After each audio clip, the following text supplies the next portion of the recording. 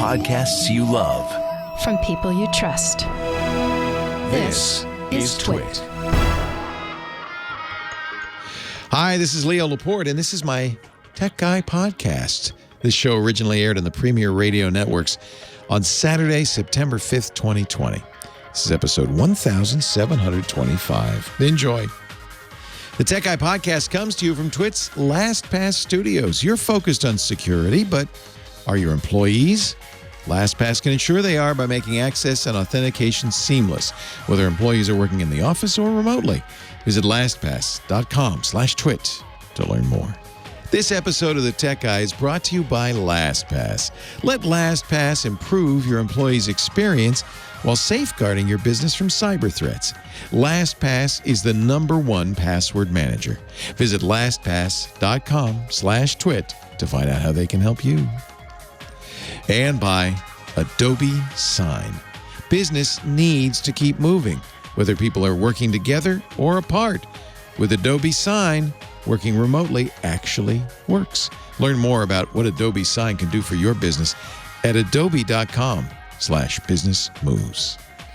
Well, hey, how are you today? Leo Laporte here, the Tech Guy.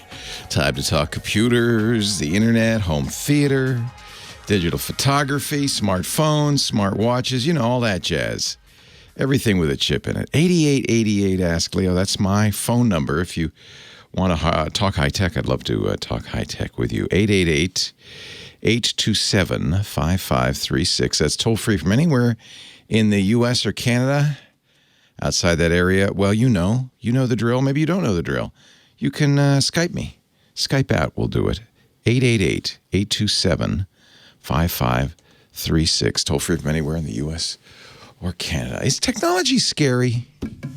I've been wondering this. We have a lot of movies about technology gone wild, Terminator.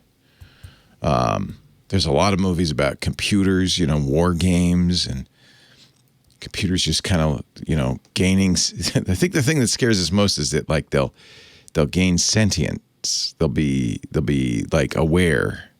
That's scary, I guess. HAL 9000 seemed nice at the time. Seemed like a nice computer at the time.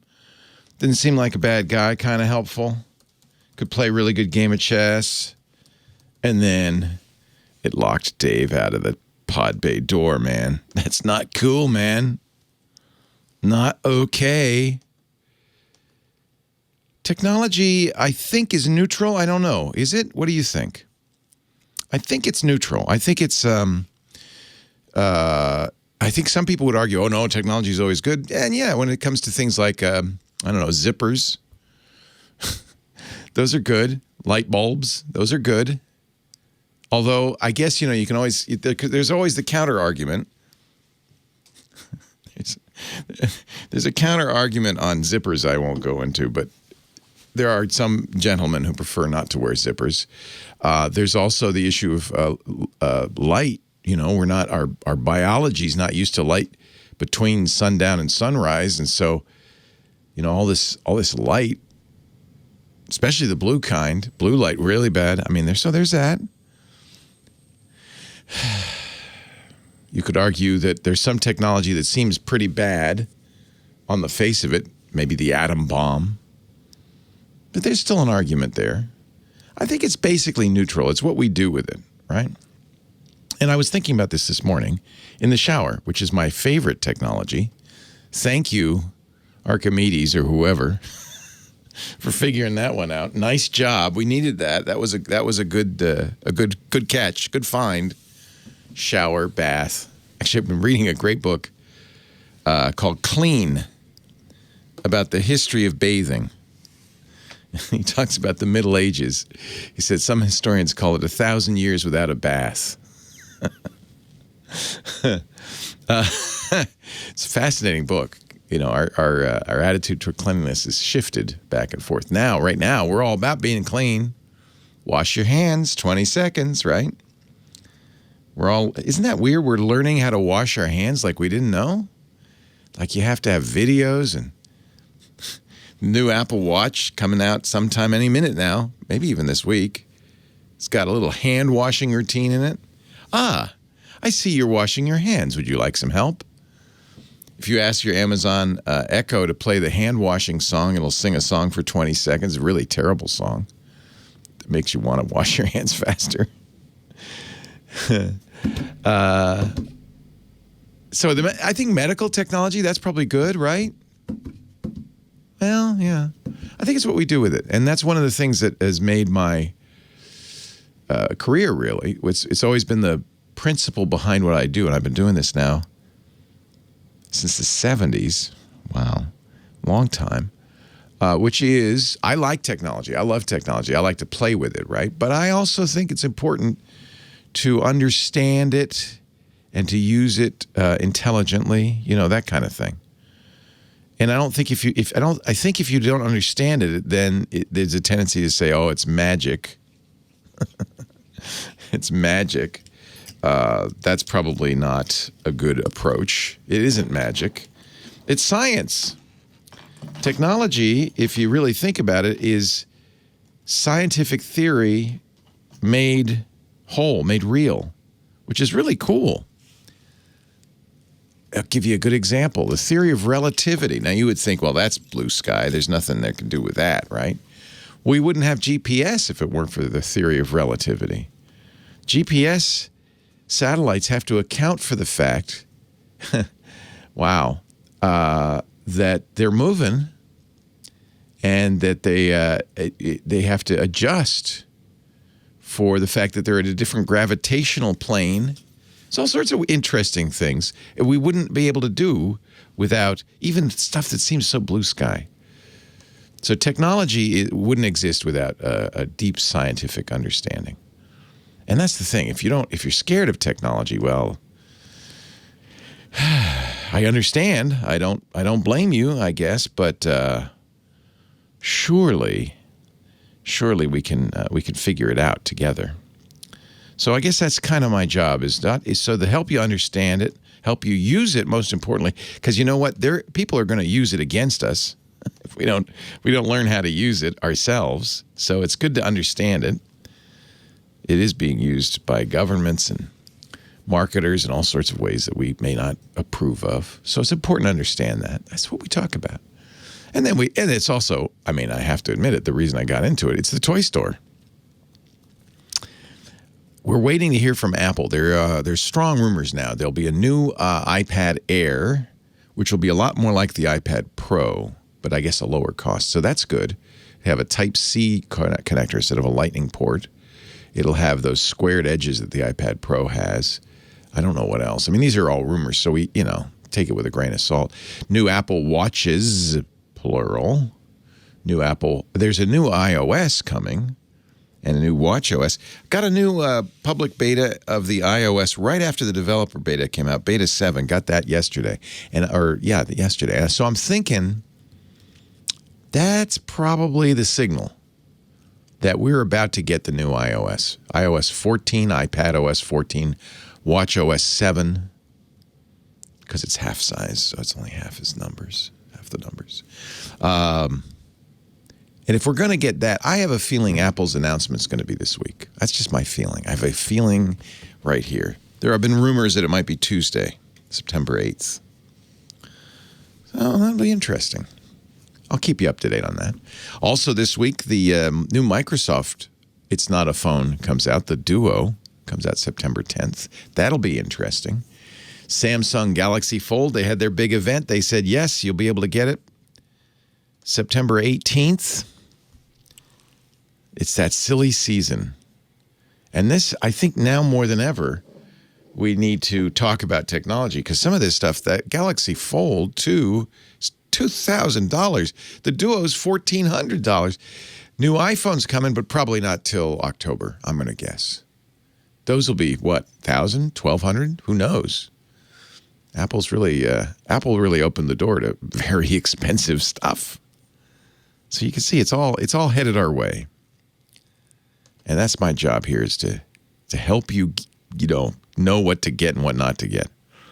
Help you figure it all out. 8888 Ask Leo. I'd like to be your guide if you don't mind. 888 827-5536.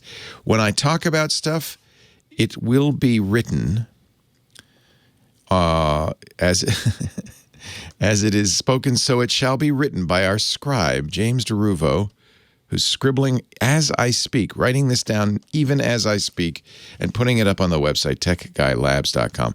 And that's really so that you don't have to write it down or pay attention. You could just let this show wash over you. Let's just let it wash over you. And then at some later date, if you say, he said something, I think I want to know what that was, you can go to the website. It'll all be there. And it's free. techguylabs.com. Let's open the lines. Our phone angel, Kim Schaffer's ready. She's ready for your call. Give us a ring. 8888. Ask Leo. Leo Laporte, the tech guy, and there she is, the unbreakable Kimmy Schaffer, our phone angel.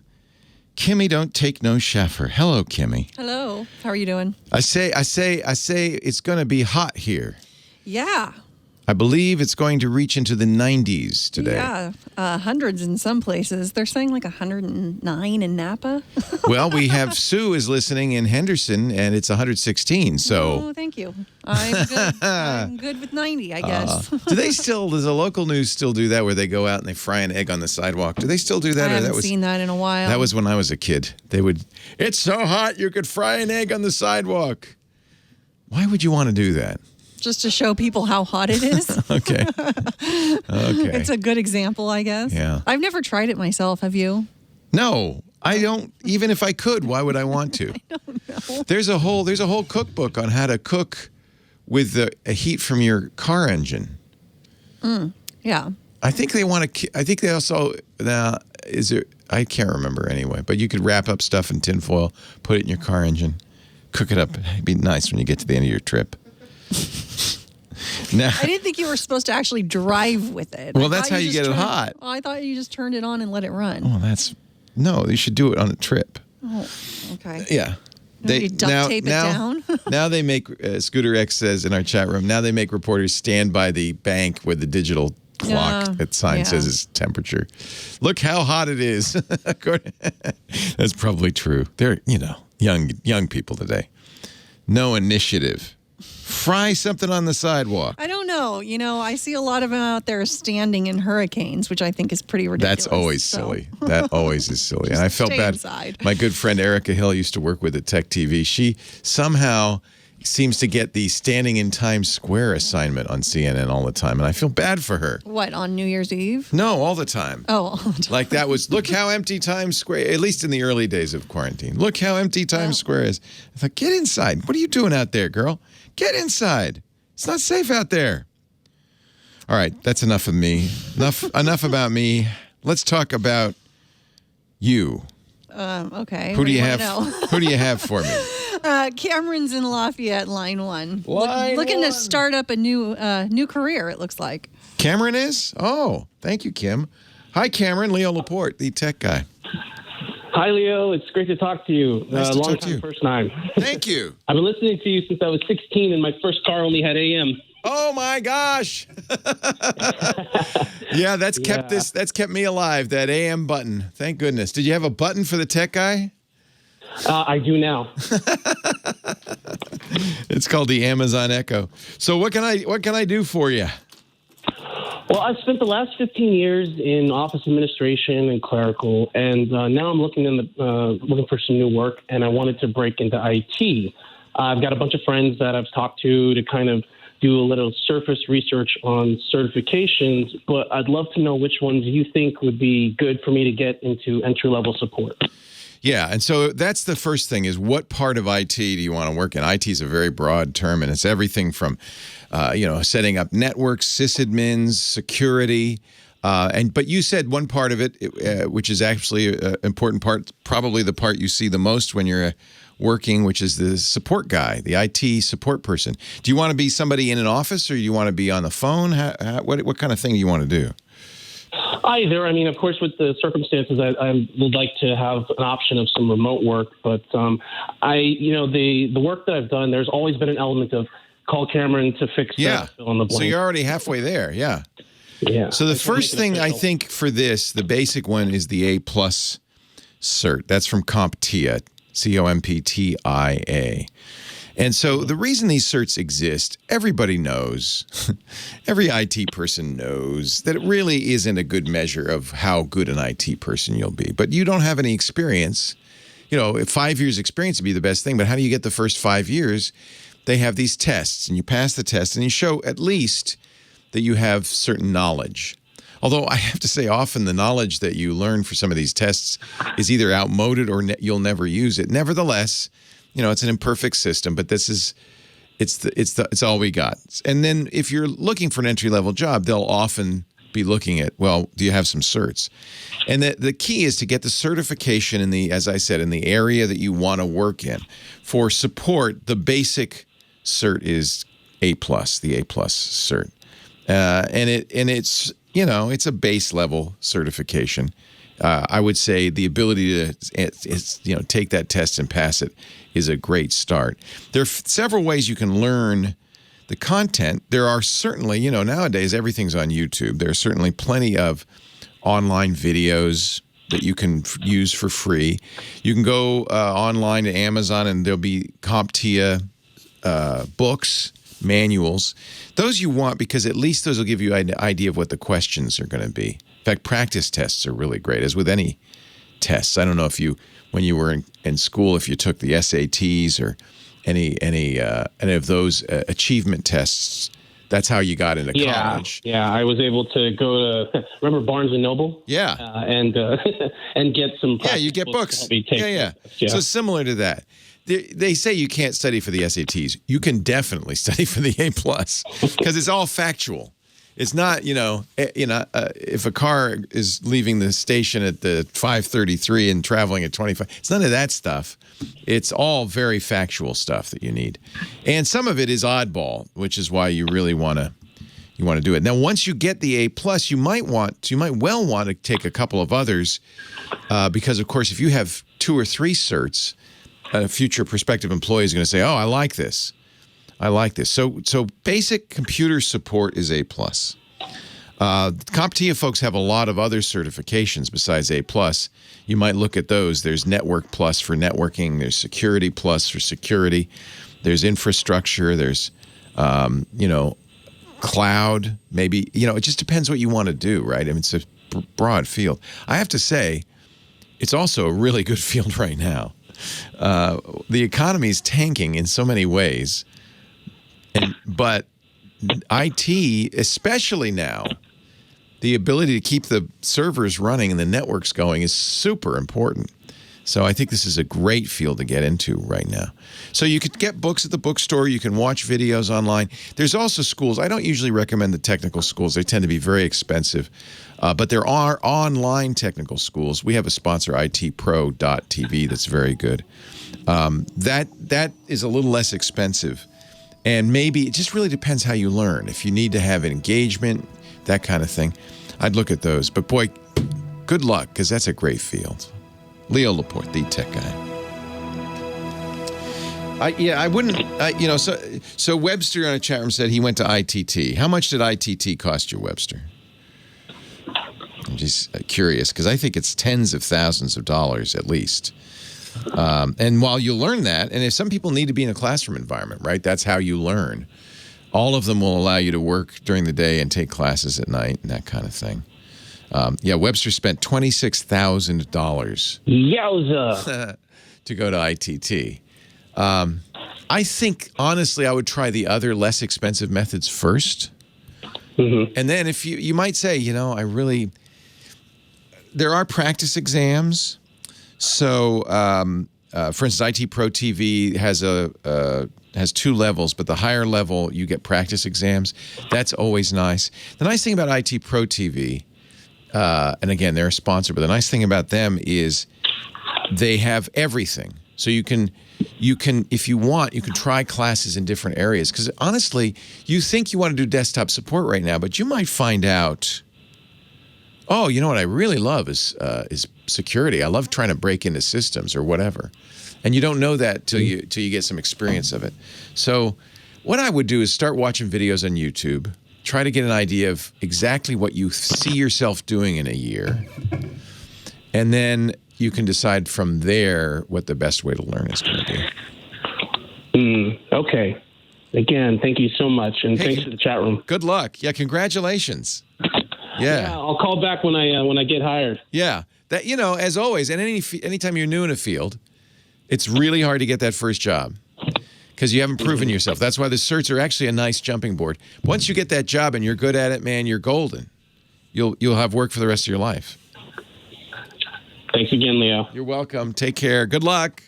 Our show today brought to you by LastPass. Yeah, LastPass.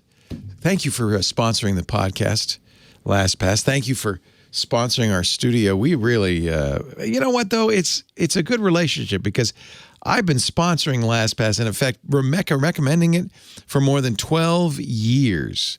12 years. That's when I started using LastPass. I persuaded Steve Gibson to take a look at it. He even talked to the founder and took a look at all the code and gave it his thumbs up. And I'm kind of blown away. That was 10 years ago. Today, we're using LastPass everywhere. Steve does, I do, at home, and we use it at work, LastPass Enterprise. LastPass surveyed 700 IT and security professionals across a range of industries recently, from financial services to IT to retail. Almost all of them, 82%, said their business has been exposed to risk due to poor identity and access management. That's what they call it, IAM, Identity and Access Management. That's what LastPass does. LastPass can help you manage identities and promote good security behaviors while your employees are remote, which is a really challenging environment. It starts with, of course, LastPass's strong password storage, AES 256 encryption. It's never decrypted anywhere but on your device. Your LastPass password is never transmitted anywhere. Only you have it. LastPass never has access to it. That secure password storage is really more than passwords. It's a vault. I use it for my passports, for my driver's license, social security numbers. It's easy and safe for employees to share logins using LastPass, not Post-it notes. Single sign-on, employees love it. It's a fast and easy way to sign on without passwords. And, of course, your IT department has complete oversight, shadow IT, enforceable policies across all password-protected accounts. It's always key to know who's using what where, especially when your employees are remote. That's what LastPass does for you. You should try it right now. It's the #1 password manager. It's been my #1 choice for more than a decade.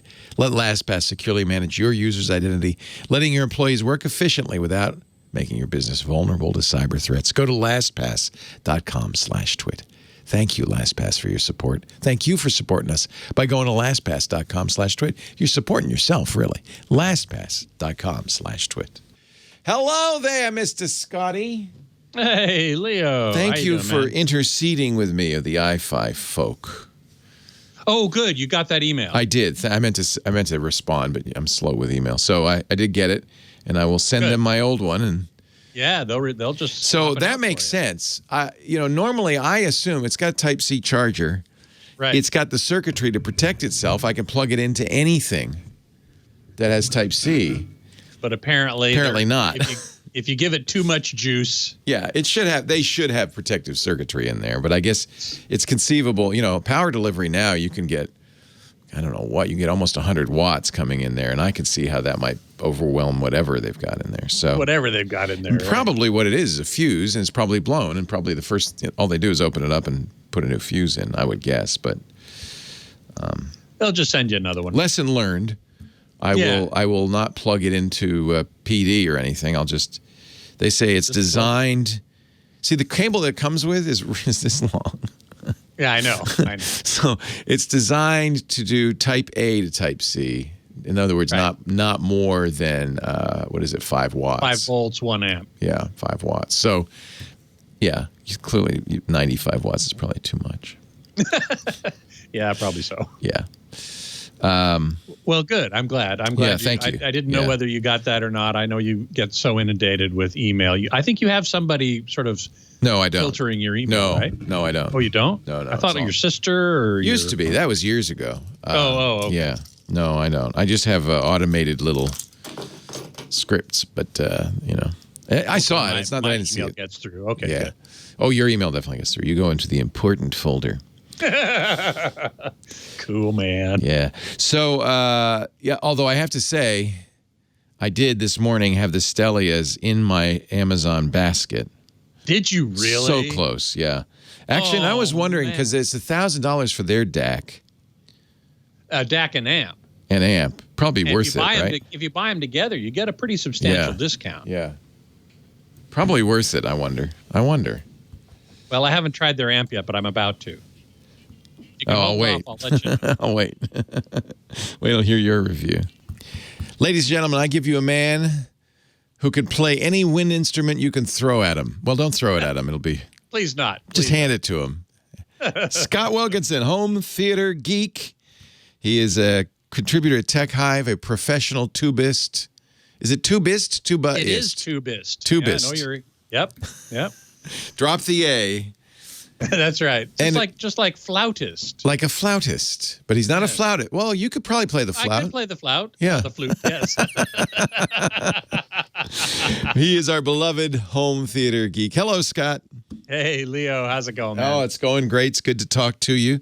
Every week, you? Scott joins us, talks about TV and surround sound and stereos and all of that. I have to say I'm very, very happy because we had guys come out this week to hardwire the house.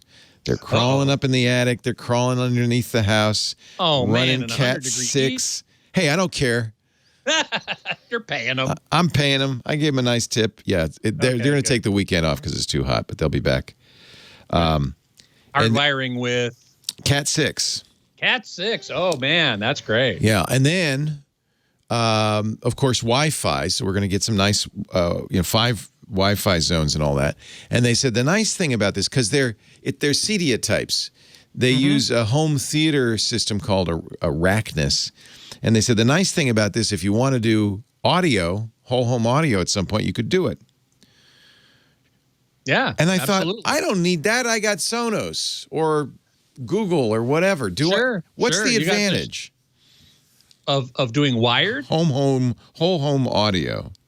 Well, you'd get better quality. Yeah. Wired, as you and I have talked about many times, wired connections are always better quality. Yeah. Wi-Fi, wireless Wi-Fi or Bluetooth is getting better all the time. I am getting Ethernet put behind the home theater. That's good. So that everything will be wired, including the Sonos base station and all of that stuff. So when you're getting the content in from the streaming provider, whatever it happens to be, in the cloud, having it come in by wire assures you the best quality to start with. And then if you distribute it wirelessly throughout the house, okay, you're going to lose a little bit. But the fewer wireless points you have, the better the quality is going to be. The stereos will all be have Ethernet near them. I have I have 3 different. Oh, and I bet you're having the Ethernet ports put into wall plates. Yeah. Right. Oh yeah. Oh man, that is. I know. Cool. My wife. It's all started because Lisa works at home now. You know, as many of us do. I get to come into the studio, but she's working at home. And she said, "I've had it." I said, "Yes, dear." So her workstation has a 4 Ethernet ports. 4 Ethernet ports on it. Oh man. She said, "I want 4." I said, "Honey, you only need 1." "I want 4." "Okay, you got 4." All right. She's set. She's set. I have strung Ethernet cable around our house. Yeah. Literally along the baseboards and around the ceiling. I mean, I didn't do what you did. It's expensive. I wish I had, it's expensive. It's not as expensive as I thought. It's about, I think they said something like $500 a port. And they have to be up in the attic, and they have to be under the house, and they have to. Yeah, that's a big job. Yeah, and then so it'll be fun. It'll be fun. I think it'll be exciting. Much better quality performance, especially from streaming video. Yeah. If you stream from Netflix much better. Any of those, streaming it hardwired to your device, your Roku or your Apple TV or whatever, is going to be much better. Yeah. Always better. And I do have Sonos devices that have Ethernet ports on them. So, I mean, they're going to be wireless network, but they use their own proprietary network to do that. So It's a mesh network, as I recall. Yeah, I'm going to presume it's going to sound good. But you know, the really good, the stereos where I have nice speakers, those will all be wired. So. See, that was another point I was going to make was, you know, we talk about, wired gives you better quality, but of course that also depends on the quality of the speaker at the end of the chain, right? I mean, if the speaker isn't very good, then who cares? Right. That's why I rely on you. Unfortunately, I spent my wad on wiring it. I won't be able to go buy those nice ELACs that I was hoping. ELACs are they're not that expensive. No, they're not that expensive. That's a serious value proposition there, really. Ooh, I like that. So ELAC. That's Andrew Jones' company, right? It is. Yeah. I mean, he doesn't own it, but he's the speaker designer there. Yeah. He used to work at Pioneer, one of the best speaker designers in the world, period. He used to design speakers for TAD. Those were like $80,000 speakers. Yeah. Well, you want a gray beard, right? You want somebody who's been doing this a long time. Because absolutely. It's not like speaker technology is hard to keep up with. You want somebody hasn't changed much in 100 years. Yeah, you want somebody who has experience. Like, well, you don't want to use cherry wood in there because it'll resonate with you want that kind of thing. Exactly. And I got to tell you, one of Andrew's real strengths, in my opinion, is knowing which components, the driver, the crossover, the cabinet, the bracing, all these different parts of a speaker, which ones do you compromise if you have to hit a certain price point? Right. He used to make $80,000 speakers, so it didn't matter. He used the best of everything in every aspect of the speaker. But when you're trying to make $500 speakers, you have to choose something to compromise. And he is a master at choosing, this is the most important. We really can't compromise on the tweeter. It's really got to be. This has to be good. Yeah. This has to be good. Yeah. We can maybe compromise on the components we use in the crossover, but we design it in a specific way. Maybe we can use slightly less exotic material for the cabinet, or he knows where to compromise and where not to get the most out of any budget, really. Yeah. Yeah. So I applaud him. I respect him so much for that ability, which is why his speakers sound great, even the least expensive ones. I also feel like streaming is here to stay. Like true. I not agree. Just for music, but for TV. That most of the content we watch, I figure in the next maybe in 5 to 10 years, will be coming in over the internet. So it's probably worth it to have a good, solid internet foundation. Absolutely. No question about it. That's exactly right. I remember a question I got several weeks ago asking if over-the-air broadcasting was doomed, right? Were we even going to have it in 10 years? Yeah, what do you think about that? It's a good question. I think we will. Yeah. Because not everybody has broadband internet into their house. But you do see local over-the-air stations working to find other forms of revenue. Correct. They charge money to the cable companies and the over-the-top companies. I think they want to keep operating, and certainly the big television networks. But look at NBC's a good example. They're owned by Comcast. They're putting a lot of money into over-the-top. Comcast is an internet company, the biggest in the country. Yep. And things like Peacock, their new streaming service, really kind of show you that I think even the TV networks feel like, there may be broadcast television stations for some time to come, but we've really got to look at over-the-top. We've really got to look at internet. Oh, absolutely. Most local stations now have streaming services as well. Yeah, we have our local Channel 4 here just went free on their app. They have a free streaming app, which is good because that's where we go to find out what's going on with the wildfires and things like that. Right. Scott Wilkinson, I completely hijacked your segment. TechHive.com. You can read all about his stuff. You got any big reviews coming up? Some nice bookshelf speakers coming up in a couple of weeks. Okay, awesome. He's got a good job, right? Gets to listen to music for a living.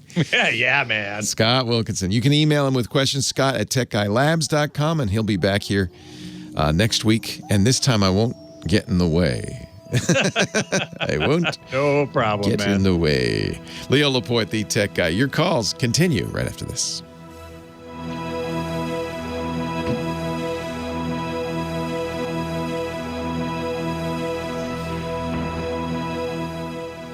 Well, our son is doing distance learning in one room, and then Lisa's, doing Zoom calls all day in another room, and potentially I'll be doing shows from another studio, home studio. So are you going to put together an actual I have studio? one just in case because we don't, last year the power was out here for a week, so we created a emergency plan, and our other hosts are broadcasting from their homes. So all of us are looking at, and I've got the same can of cameras and lights, and I got all of that. So good internet. I just wish I didn't have to go through Comcast.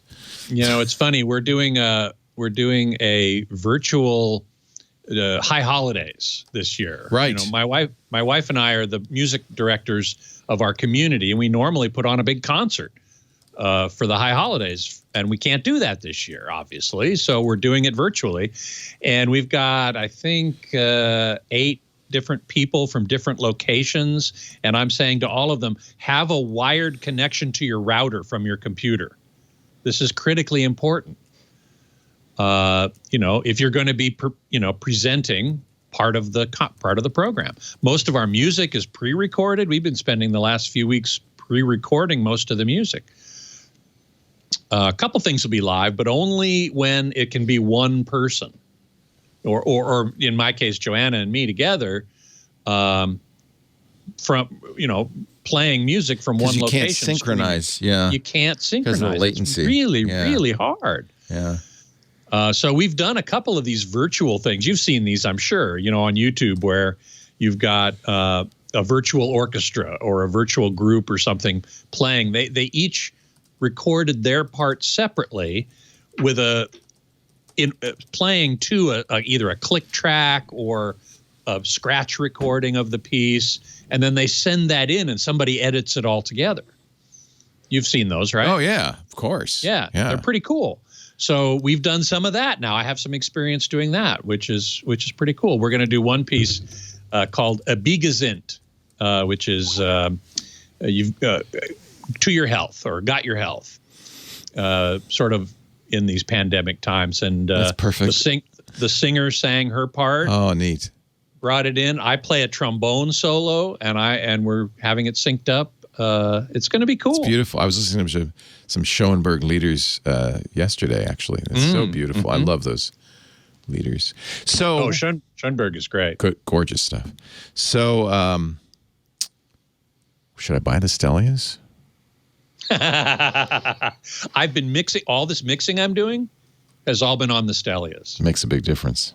They're just so gorgeous. They're just so gorgeous. It's a tough call, man. They're so expensive. Yeah. It's a lot of money. But it's basically a stereo system. Yeah. I don't know. These hi-fi mans are pretty good. I have the HE560s. Have you done any sort of direct comparison between them? Well, they definitely, the hi-fi man sound 10 times better than anything else I have, including. You haven't tried the Stellias. I don't have the Stellias like you. I wish we lived close by. I would love to. That's the problem. I'd be buying them. But I trust your judgment. Yeah. These are if you like the hi-fi mans, I love the hi-fi mans. There's definitely a difference. Probably unless you got money to burn. Yeah, don't. Nope, I just burned it. Yeah, you just burned it on that Ethernet installation. Can you stick around? Sure. All right. Yeah. We'll talk to you in a little bit. Thank you, Scott. You bet. Leo Laporte, the tech guy. 8888, ask Leo the phone number. Let's go to Springfield, Illinois, and say hello to John. Hello, John. Hi, Leo. How you doing? I am doing great. How are you? Oh, pretty good. I have a message from Windows here. Believe it or not. I got a message for Windows, but go ahead. Yeah, okay. It's saying that it's saying, quote, your version of Windows 10 is nearing the end of service. Yeah. Restart and install the most recent version. So I went through the process. They say I'm on 1809 right now. Right. And then when I go through the process about maybe 50% of the way through, it says your PC settings aren't supported yet for this version of Windows 10. And then it goes back to the beginning, and then a couple of days later, I get the same message again saying that I'm nearing the end of service. So what Microsoft does, Windows 10, remember, Microsoft said, is the last version of Windows. There's not going to be a Windows 11.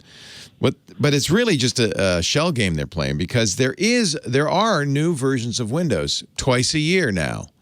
They're just all called Windows 10, and then that's followed by a number. 1809 is the version, the feature update that came out in September 2018. And what Microsoft is starting to do now, incredibly annoyingly, remember that Windows 7 and Windows 8 and Windows NT and all that had about 10 years before their end of life. So Windows 7 just ended in January, 10 years after its release. They said, we're not going to update it anymore. You need a new version of Windows. Very annoyingly, Microsoft has decided to make these feature updates a 2-year cycle. That's why they're telling you yours is about to run out. It hasn't yet. 1803 did run out, and you need to go to 2004 if you're on 1803. But you have raised the single most annoying issue, which is that some people cannot move on.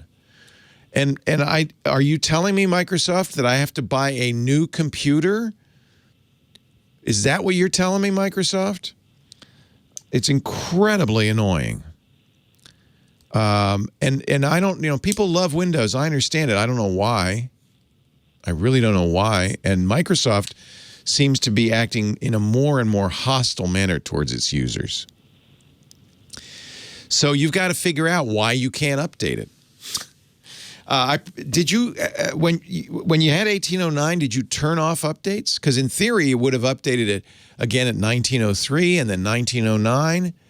But I don't think so. I just kept it going, and whenever it needed an update, it did, like maybe once a month or so. Those monthly. So this is the other thing that Microsoft really confuses people with. They do security updates or critical updates every month. It's called Patch Tuesday. It's become, there was 130 patches last Tuesday. It's vital. You got to do that. And that's every month. But then every 6 months, they do these feature updates. Sometimes they're minor. The next one, supposedly, which is the one you're probably going to go to, which is 20H2. They've gotten rid of these silly, because they realize they can't tell people to get Windows 10 2009. That's just going to confuse the heck out of them. So they've decided to call it Windows 10 20H2, second half of 2020. That's the new naming scheme. And that will be, I'm told, a minor update. So sometimes they're more, I have to say 2004 was a minor update, except for the people it broke things for. It certainly didn't add a huge amount of features. This is just incredibly annoying. What you have to figure out at this point is what's gone wrong. The one thing you could do, this is the most extreme option, is to download, but once you've got Windows 10 on a machine, any machine, you don't need a serial number ever again. Microsoft keeps track of the machines that are running Windows 10, and those machines have what Microsoft calls an entitlement. You can put Windows 10 on there, and you'll never be asked for a serial number. It'll just automatically authenticate. So what you could do is wipe the, obviously back up anything you want to keep, but wipe the drive and install a clean 2004. That's probably the best bet. Okay. So, I mean, what's the big deal with 2004? Nothing. What's it do for me? Nothing. I'll tell you a few things. It's got a new kind of semi-transparent user interface. And if you use Linux, the new 2004 has the new Windows Linux subsystem version 2.0. Those are the biggest changes. Oh, geez. Okay. Oh, geez is right. I'm furious with Microsoft. I honestly cannot say more strongly, no one should be running Windows ever again. And you know what? Microsoft even thinks that, by the way. Otherwise, they wouldn't be doing this. They're so hostile. What they're really doing is, I don't think they're doing it intentionally, but what they're really doing is creating such chaos that companies that need and use Windows will start running Windows in the cloud. I think this is Microsoft's future, is they want you to run Windows installed on their machines in the Azure cloud because they'll keep that up to date. You'll never see this problem. And I think, I predict in the next couple of years, Microsoft will say, yeah, I know, it's hard, isn't it? It's hard to keep Windows up to date. So what if you did this? It's only $15 a month. That's what they're going to do. It's just very frustrating. So there are workarounds for this. There's two possibilities. One, it's weird that it said your settings. I don't know what your settings are. Yeah, it doesn't say what setting it is. That's another frustrating thing. When it refuses to give you 2004, it says you can't have it, but it doesn't tell you why. It doesn't tell you how to fix the problem. So one thing to check, it may be the reason you didn't get 1903 and 1909. One thing you should check is to make sure that your internet connection is not a metered connection. Okay. That's in the settings, in the control panel. And the metered means that you get charged for bandwidth. And Microsoft had to do this because these are big downloads. Windows 10 2004, the newest one, is an 8 gigabyte download. And so if you're paying by the byte, it could be expensive. So Microsoft, this is the one loophole that gets you out of updates, is if you say you're on a metered connection, then it won't update you. Settings? That's in the settings in the update? In the network settings, yeah. Or actually, I think it is update. But look and see if there's anything you can figure out. Because if you can, for instance, unplug all unnecessary USB devices, hard drives, docks. You should just have a keyboard. I have a camera and a external hard drive. Unplug all of that. Okay. Just temporarily, just during the update. And so you should only have a keyboard and a mouse plugged in, and a monitor, obviously. And try the update then. That might, it's sensing something. Maybe you have incompatible hardware. Maybe you have drivers that it can't update. Ultimately, the ultimate fix would be to install Windows Fresh. And you can download it from Microsoft. They have something called the Windows Media Creation Tool that'll make a USB key. You need a 16 gig USB key. They'll put Windows 10, the full version with 2004 on it, and then you just install that. You might even be able to just install it on top of your existing Windows. If not, you'll have to wipe the drive and install it there. And that'll get you up to date. And you do kind of need to do this. Otherwise, you're going to stop getting updates. And I think that means that you're going to be in an insecure position. So get the first to unplug everything and try it. Make your machine as vanilla as possible, right? Before you try the update. Try it one more time. If it still doesn't go, there's all sorts of reasons. And I wish they gave you a better diagnostic, because you could fix it if they would tell you why, but they won't. Then, failing that, download and everybody should own this. Every Windows user should have a USB key with a Windows installer on it, and you should keep it up to date. Always. That's just a necessity.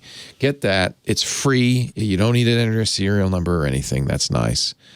But once you get that, then you can try installing on top of your existing version. If that works, you're golden. If not, then you're going to have to back up, wipe the drive, and start over.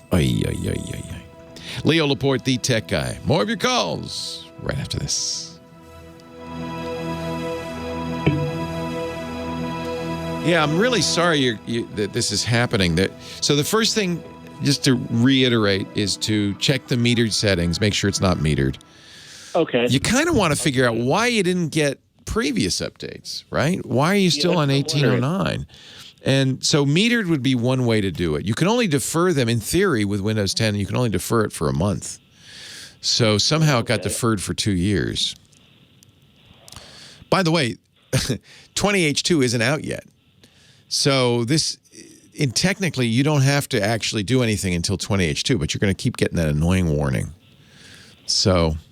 Yeah, it came up 2 days after it failed. Because you haven't done it. And I got It's so frustrating. Yeah, sounds good. Well, I'll do all that. Thanks so much, Leo. My pleasure. Thanks for calling. Thanks for listening all these years. Thank you. All right. You're the best, Leo. All right. Take care. Bye, John. So frustrating. And I know you guys love Windows, and if you're a gamer, you should love Windows, but otherwise, actually, more and more, I don't know if you need Windows, to be honest with you. What am I doing here? I'm putting this guy in the big window, and then I'm putting the clock. Well, it's kind of a cool shot right there.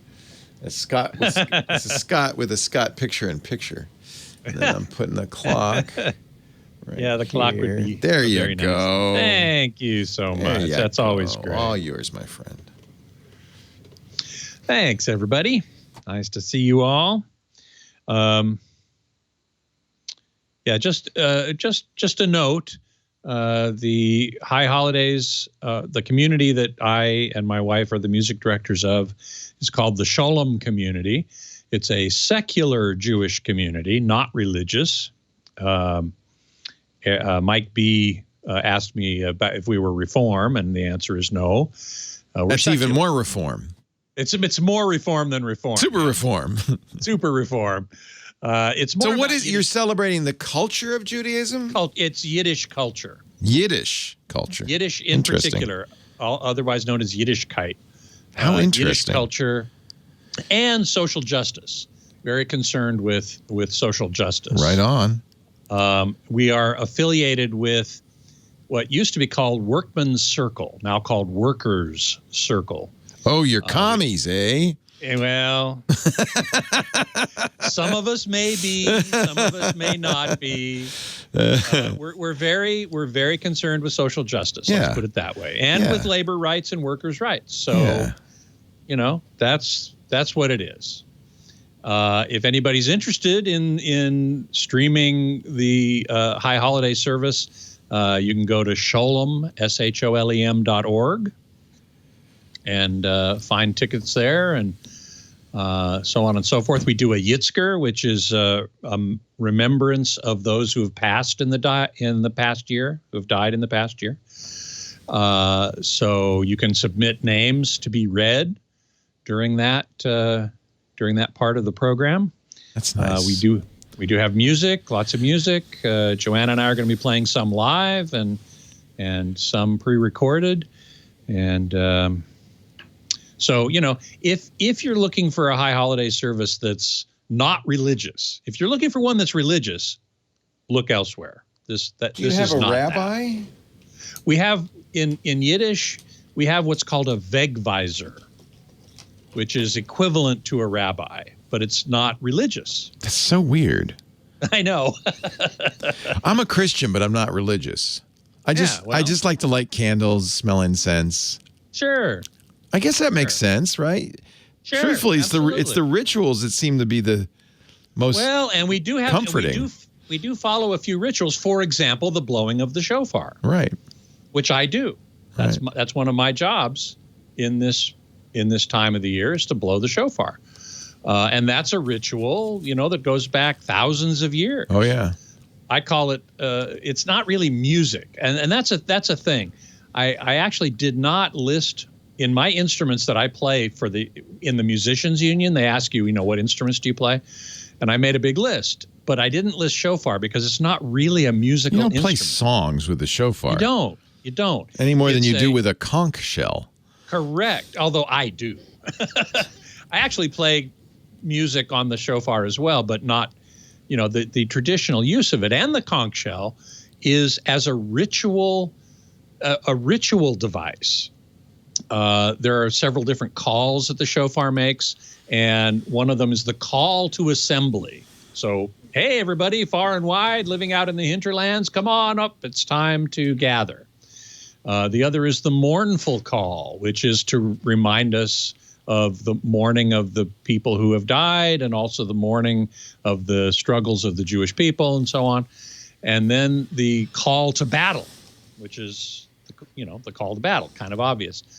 And at this time of year, which is supposed to be reflective, internally reflective, personally reflective, the call to assemble, I think of as the call to attend. That is, to attend your inner life.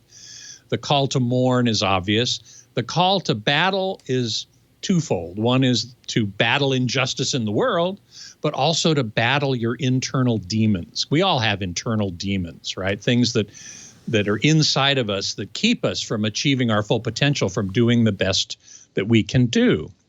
And so that call to me also reminds us to do battle with those inner demons and to do better next year, which is part of the whole reason we have the high holidays. So all of that is by way of saying, if you're interested in a non-religious, Yiddish culture-oriented, social justice-oriented high holidays service, go to sholem.org, and we would love to see you. In the time I have left, I really wanted to quickly mention something that Aaron K. Mack talked about. He says he's got a 10-year-old Denon receiver. He's got a Roku and a cable box feeding it, going to an equally old Sharp Aquos TV. Assuming the Denon supports ARC, CEC, whatever acronym, if I were to get a new TV that did 4K streaming, could I push the audio backwards and have it be decent? I don't know whether that Denon receiver has ARC. If it does, then you could push it backwards with ARC, so to speak. If it doesn't, you could push it backwards by connecting an optical cable from the output of the TV, which undoubtedly has an optical output they have for many years, put that back into the receiver. And if you get a new TV, then it certainly would. That might only give you 2 channels. Some TVs, the optical output's only 2 channels. It depends on the TV. So that would be a question mark. But he's asking, should I get a new receiver that supports 4K? If your Denon is 10 years old and you're getting a new 4K TV, I would. Of course, it's a matter of cost. Oh, you need to. I did. But I think you need to. Because you won't see anything going through. It won't be 4K. No, you'd have to connect your Roku and your cable box. Direct to the TV. Direct to the TV and use the TV as a switcher, right. Which is not a good idea. That was my sad revelation when I upgraded to a 4K TV, is I had to buy a whole new chain of stuff. Everything. Yeah. Well, the Apple TV or the Roku could be a 4K. I don't know if he's got a 4K. You need Roku everything 4K. You need a Roku Ultra. Do. You need the top of the line Apple TV. Yep. Cable box won't be 4K. Right. So there you go. Thank you, Scott. Have a great week. You too. See you next week. Take care. Bye-bye.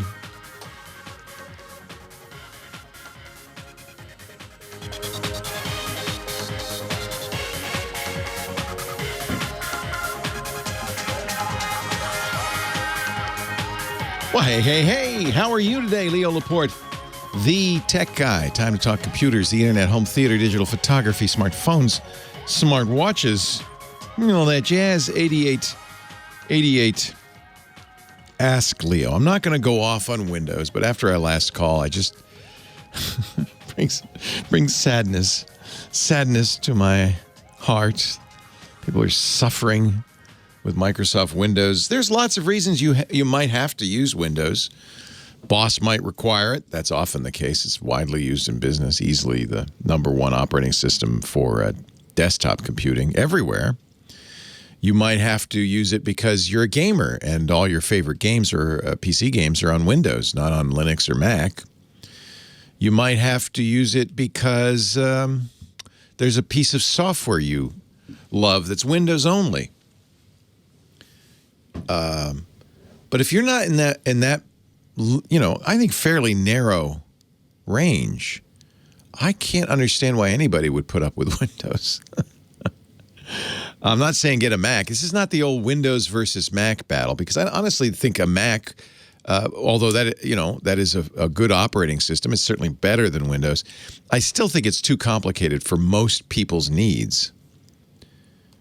My preferred complicated general operating system is Linux by far and away. But for most people, they don't need a general purpose computer. We didn't have a choice until recently. You had to get that. And most people bought Windows PCs. The total reason Windows is dominant, it's not because it's technically better in any way. I don't think even a dyed-in-the-wool Windows fanatic could argue that Windows is somehow technically better than anything else. It's not. It's Obviously not. It's just dominant because it's dominant. It's inertia. People were using, in the early days of computing, people used Windows computers at work, so they got them at home. That's the default. Oh, yeah, I'll get those Macs are too expensive. I don't understand them anyway. I got one at work, so I'm going to use it. But those days are gone, so don't run out and get another Windows PC. Please, do yourself a favor. Think about how you use it. And if most of what you're doing you can do in a browser, in fact, I bet everything you're doing you can do in a browser, then you should not get Windows. You should get a Chromebook or an iPad. Either one of those would be more secure, more reliable. I don't get calls from people saying, my iPad's warning me that I have to update it or it's not going to be, they're not going to, but it won't update it. No, you don't get that. Chromebook either. No. The thing is, they're limited. They're very limited. And so if you're used to a, general purpose computer you can do anything you want with, well, they're limited. But most people don't need all of that power. And with great power comes great complexity. You don't need it. So if you don't need it, don't get it. Save yourself some money. Save yourself some hair. You won't be pulling it out as much. And save yourself calls to the tech guy. Patrick in Fallbrook, California is next. Hello, Patrick. Leo Laporte, the tech guy. Hey, Leo. How you doing, my friend? I'm great, Patrick. How are you? Hey, I'm doing great myself. Hey, I just want to first of all say that you saved me a couple of years ago. I went overseas, and you saved me from blowing out the electricity in the hotel. Like I did, you mean? Yes, unfortunately. Yes, I blew out. Let's see. When that trip was done, I had blown out an old hotel in Venice, a cruise ship, and a hotel in Budapest. 3 different places because I was using a 120 volt adapter instead of the right 240 adapter. Oh, geez. Sigh. Anyway, what can I do for you this time?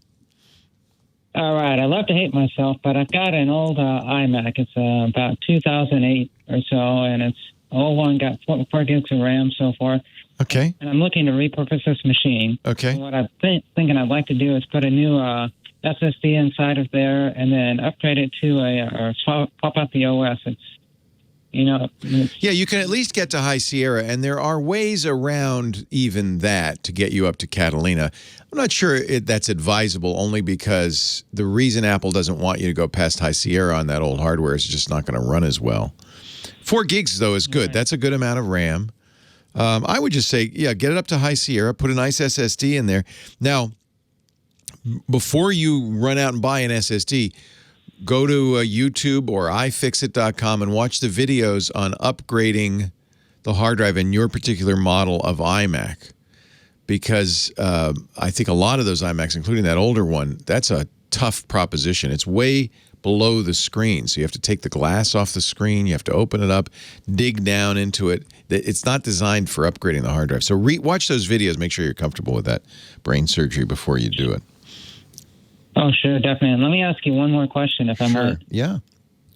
I'm wondering, too, if I take this old iMac and I throw Linux on it, I'm wondering what your ideas on that, maybe what version you might recommend on that. Yeah, I have, as much as I use Linux, when I buy a computer for running Linux, I always buy a PC. But Dell is one, Lenovo is another. I'm sitting in front of a Lenovo running Manjaro. But I do know that there are many Linuxes that work fine on Macintosh. I just don't know what the issues are. So I would do a little Google on Macintosh, iMac, Linux. I know people have installed my favorite version of Linux, Manjaro, on iMacs. I just don't know. There may be some issues. There may be things that don't work, that kind of stuff. For some reason, right. I think it's because Apple is so proprietary. So they have hardware that is unique to Apple and maybe isn't as well supported in the Linux world. The way Linux works, I mentioned Linux earlier, so let me explain. It's a free open source operating system. It was created in the 90s by a Finnish graduate student. And he did something very interesting. He gave it away. And it was perfect timing because the internet was about to explode. It was 92, and there were developers all over the world who started working on it. Open source had just really taken off. And so it has become a community project that is freely available. And there are many, many, many flavors. They call them distros. Some are designed more to work better on Macs and some not. The issue is you've got the base of Linux, but then you have to make it work with any particular kind of hardware. And so you want hardware that has a lot of Linux users using it, because it's likely that the drivers will be supported, the trackpad will be supported, the sound and all of that. And Apple, because it's so proprietary and because the machines are more expensive than PCs, I think has a smaller percentage of Linux users. But do a Google, write the, iMac 2009 Linux in Google and see what people's experiences have been. You maybe go on the Reddit Linux subreddit and say, here's my model iMac, get very specific. Anybody install Linux on it? What are the pitfalls? What should I be aware of? But I think in many cases you can just use Manjaro, which is a very nice version of Linux, Manjaro, and install it and see if it works. The nice thing is it's an older machine. It's probably not your main machine, I'm guessing. And no, and I'm using it mostly for like web browsing. Yeah, some photo editing on there, not much. Linux is nice for older machines because it's it supports older hardware. So a lot of Linux users have older hardware. So that's the thing to understand about Linux. Unlike a commercial operating system like Windows and Macintosh, it's community created, community driven. And so it's going to have the best support. It's going to work best on stuff that other users are using, right? They're incented to keep working. The older hardware, for instance, it usually works well on because it's been around and a lot of people have it and it's inexpensive. So good luck. I'm not an expert on this. I've never installed it on a Mac. Manjaro, Zorin, people are saying elementary OS. That looks like a Mac. That's one of the reasons people try it on Macs. But you'll have little things like fan speed and things like that might be odd that you'll have to look into. That's a good way to repurpose an old machine of any kind, is put a new operating system on it, right? That's the idea. It's a new operating system because the manufacturers of the hardware want you to buy new hardware. They're not going to update their operating system forever. Neither Apple nor Microsoft does that. But Linux does, because it's community. They're not trying to sell you hardware. So you're much more likely to find something that'll work well on an older machine. Leo Laporte, the tech guy. We'll take some more of your calls in just a little bit. Leo Laporte, the tech guy. One way or another, I'm going to get you. Let's get on to the phone calls. John in West L.A. Hello, John. Hi. Hey, John. Welcome to the show. Well, my original question I solved while I was waiting for you, but I've got another one. That's why we put you on hold, we figure we give you on hold long enough, you'll figure it all out on your own. Anyway, we have a bunch of YouTube people that we watch, and we have subscriptions on them, and we hit the notification bell. And up until a couple of weeks ago, whenever they put out a new video, we'd get an email message, and we don't get anything anymore. The only way we can tell if they put out a new one is to check every one of them every day. Sounds like you. I don't know. I get notifications still, so I know that the bell still works.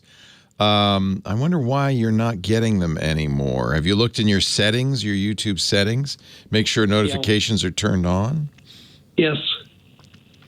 Did they? I'm going to leave this. Maybe the chat room would know. No, yeah, they say they're still working. Sometimes I'm going to go to notifications here. Choose when and how. So if you click the bell, go to YouTube and log in as yourself. And if you click the bell, you'll then see that at the top of your page, not on a specific channel page, you'll see there's a little gear next to notifications, and you'll see your preferences. Make sure that email is turned on. Make sure your email provider is not sending them to spam. That's another thing you can do. Are you getting the web-based notifications at all, or no? You should see on your phone. Push notifications, if you've got those turned on, and you should see in your browser, you should get browser notifications if you've got those turned on. If you're not seeing any notifications, there might be another issue. YouTube, hit the gear. Hit the gear, and then choose when and how to be notified. And you can select push or email. I have them both on, which is probably not a good idea because my phone will pop up and say, "Hey, there's a new video. Hey, there's a new video. Hey, there's a new video." Get notifications of the browsers turned on. Okay. Somebody in our chat room says he's heard this issue being talked about. There's something going on with YouTube, maybe. Maybe turn subscriptions on and off again just to kind of kick YouTube, that kind of thing. But they do still work as I... Oh, wait a minute. Hawaii Cop says, as of August 13th, Google stopped sending email notifications. Is that true, Hawaii Cop? Can you give me a link to a Google blog post or something? I did not know about this. That's weird that they would do that. Why? Yeah. Why? That was the date everything stopped. Yeah. Yeah, my wife. Wait a minute. I'm seeing this here. This is wild. This is where YouTube. Here's an important note for YouTube channel managers. As of August 13th, YouTube will no longer send out email notifications whenever you upload a new video. So this happened 3 weeks ago. Heads up. Hi, everyone. This is from YouTube Help. Hi, everyone. From Sarah, YouTube employee. Heads up. If you're opted in to get emails about new uploads, live streams, and premieres from channels you're subscribed to, they're going away. You'll still get notified on mobile via the YouTube app. So you might want to have the YouTube app on your phone and push notifications turned on. Or desktop via your browser if you've turned the notifications on. If you haven't turned those on yet, you can do so in settings. So here's why, Google says. Less than 0.1% of these emails are opened. And people told us these emails contribute to inbox overload. So this is annoying because you have to turn it on. You have to subscribe and then you have to turn it on. So if you don't like it, turn it off. Who opens these anyway? You just are looking for the notification anyway. We hope this change helps you more easily spot and pay attention to the important emails YouTube sends about your account. Creators, we didn't see any impact to watch time when we experimented with turning off these emails. Oh, that's so annoying. So thank you for letting me know, and now we've let the world know. They don't do it anymore. Oh, thanks. You're not going crazy. This is oh man. What channels do you watch? What channels do you like? The Lion 30 of them. Lion Whisperer is one of our favorites. So you'll forgive me. I'm old, so it's okay if I ask this, but normally I think of YouTube's biggest fans as people like my kids in their 20s. But I think it's really interesting. Do you watch YouTube as much as you would watch television, say? Not quite, but quite a bit. It's getting there, isn't it? Yeah. I think it's very interesting. What a change. We're of a similar age. We grew up watching TV. YouTube's relatively new, but it's changing how we consume content. And what is it about it that you like? You and your wife like, John? Is it that it's kind of narrow, more niche-y program, like you like animals and you can see the Lion Whisperer and that kind of thing? Yes. Yeah. Yes. It's the type of thing you just don't see on broadcast. It super serves its audiences because broadcast has to be more broad. And the Lion Whisperer, all he's doing is talking about lions all the time. I mean, that's awesome. If you love lions, that's like you're in heaven.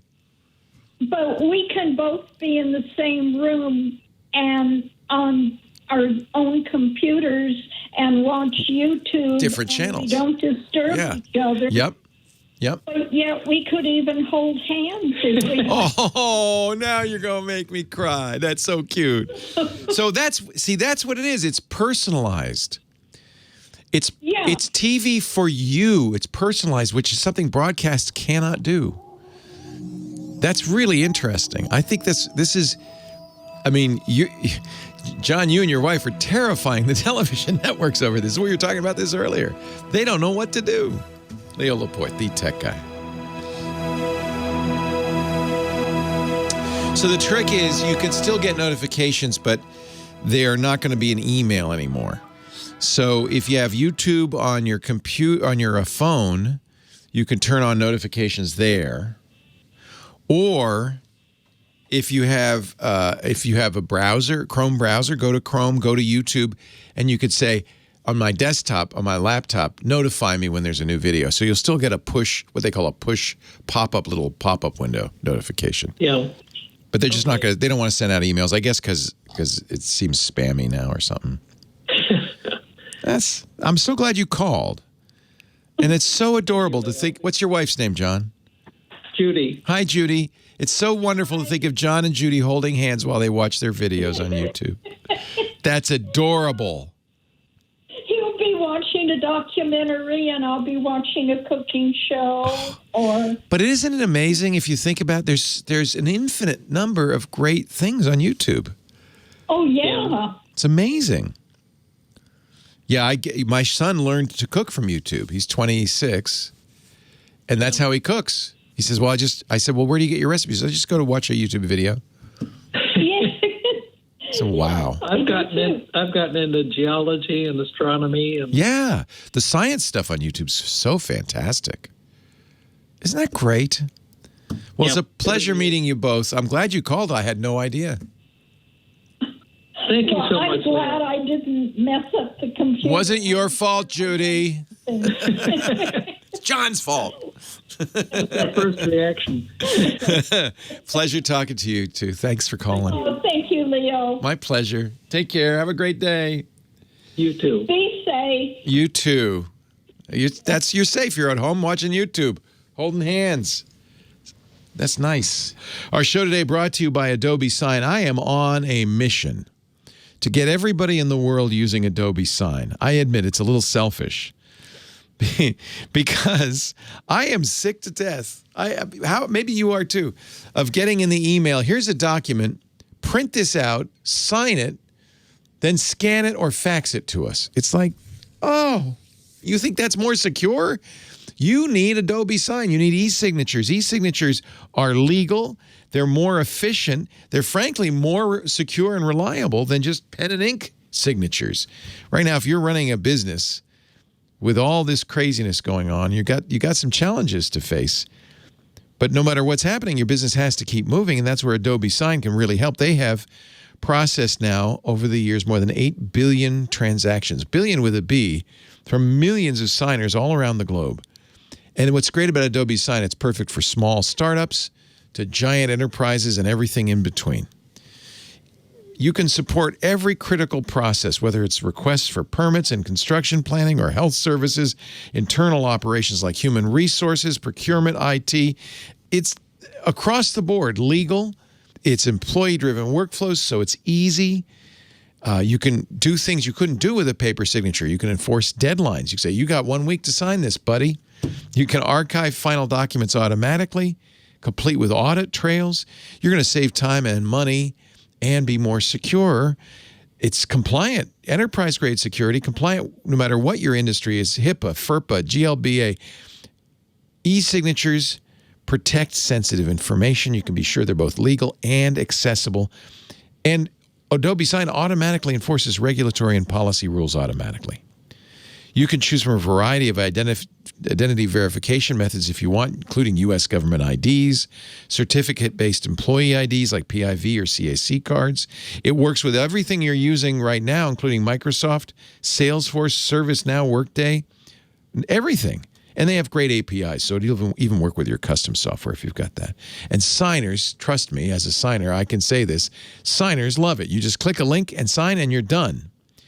You can even track and manage progress so you know the status of every signature on every document. And if you're still waiting, you can send reminders. You can cancel requests. It's just powerful. Contracts get signed. Loans get approved. Deals get done faster than ever before. Adobe Sign has solutions for any kind of company, from small businesses to global enterprises. Keep your business moving with Adobe. Learn more about what Adobe Sign can do for your business. Go to adobe.com/businessmoves. That's adobe.com/businessmoves. Why? Because business moves with Adobe. Please do it for me. Adobe.com/businessmoves. Hello, Johnny. Hey, Leo. How you doing? My travel man. How's it going? It's going great. How are you? Good. Just got back from the beach, actually. I'm so jealous. They're closing the beaches here for Labor Day.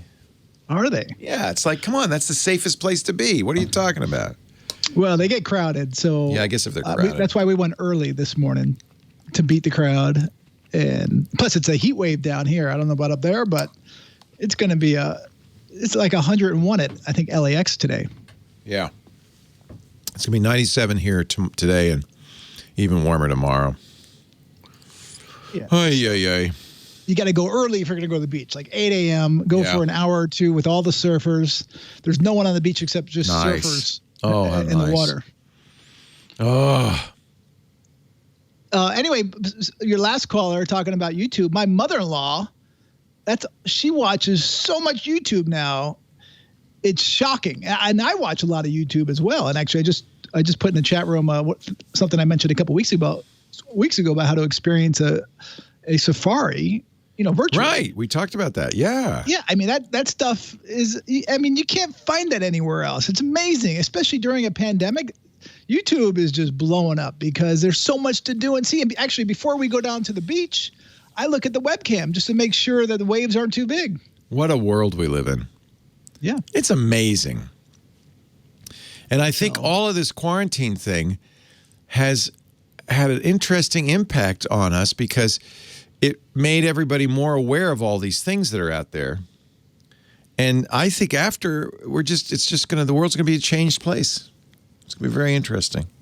Well, it's going to be interesting for travel, especially because business travelers would travel halfway around the world just for a meeting and go back home. Yeah, that's crazy. We can't do that literally, anymore. I have friends who would fly New York, LA to Sydney, spend 7 hours in Sydney and turn right around, not even spend the night. That's such a waste of resources and human exhaustion, and it just doesn't make any sense.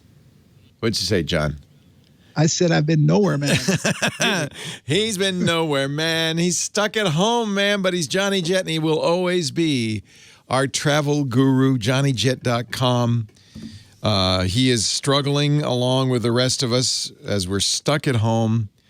I miss traveling so much. But, I was looking at video from SFO, our local airport, and how they're handling it, and everybody's wearing masks, and there's social distancing. You get on the plane, and it's been sanitized. I'm thinking probably going somewhere on a plane is not one of the more dangerous things these days. I'm just thinking. It's not. Yeah. It's definitely not. Yeah. I mean, as long as the person sitting next to you does not have COVID, the chances of you getting it are slim. Right. And again, if people are wearing their masks and doing that things, I mean, I've had plenty of friends fly. The reason why I haven't flown is really because I have 2 little kids, and also there's really nowhere for me to go. There's no work out there. Well, that's the problem. You get there and they're going to say, turn around. And also, I don't want to deal with quarantine in either place. Yeah. No one wants to quarantine for 2 weeks. We thought about going to Canada to see my mother-in-law. We thought about seeing my dad, but, we can't be that close to him. We don't want to be the ones responsible. My travel agent and I exchanged emails. I said, I miss you, Jane.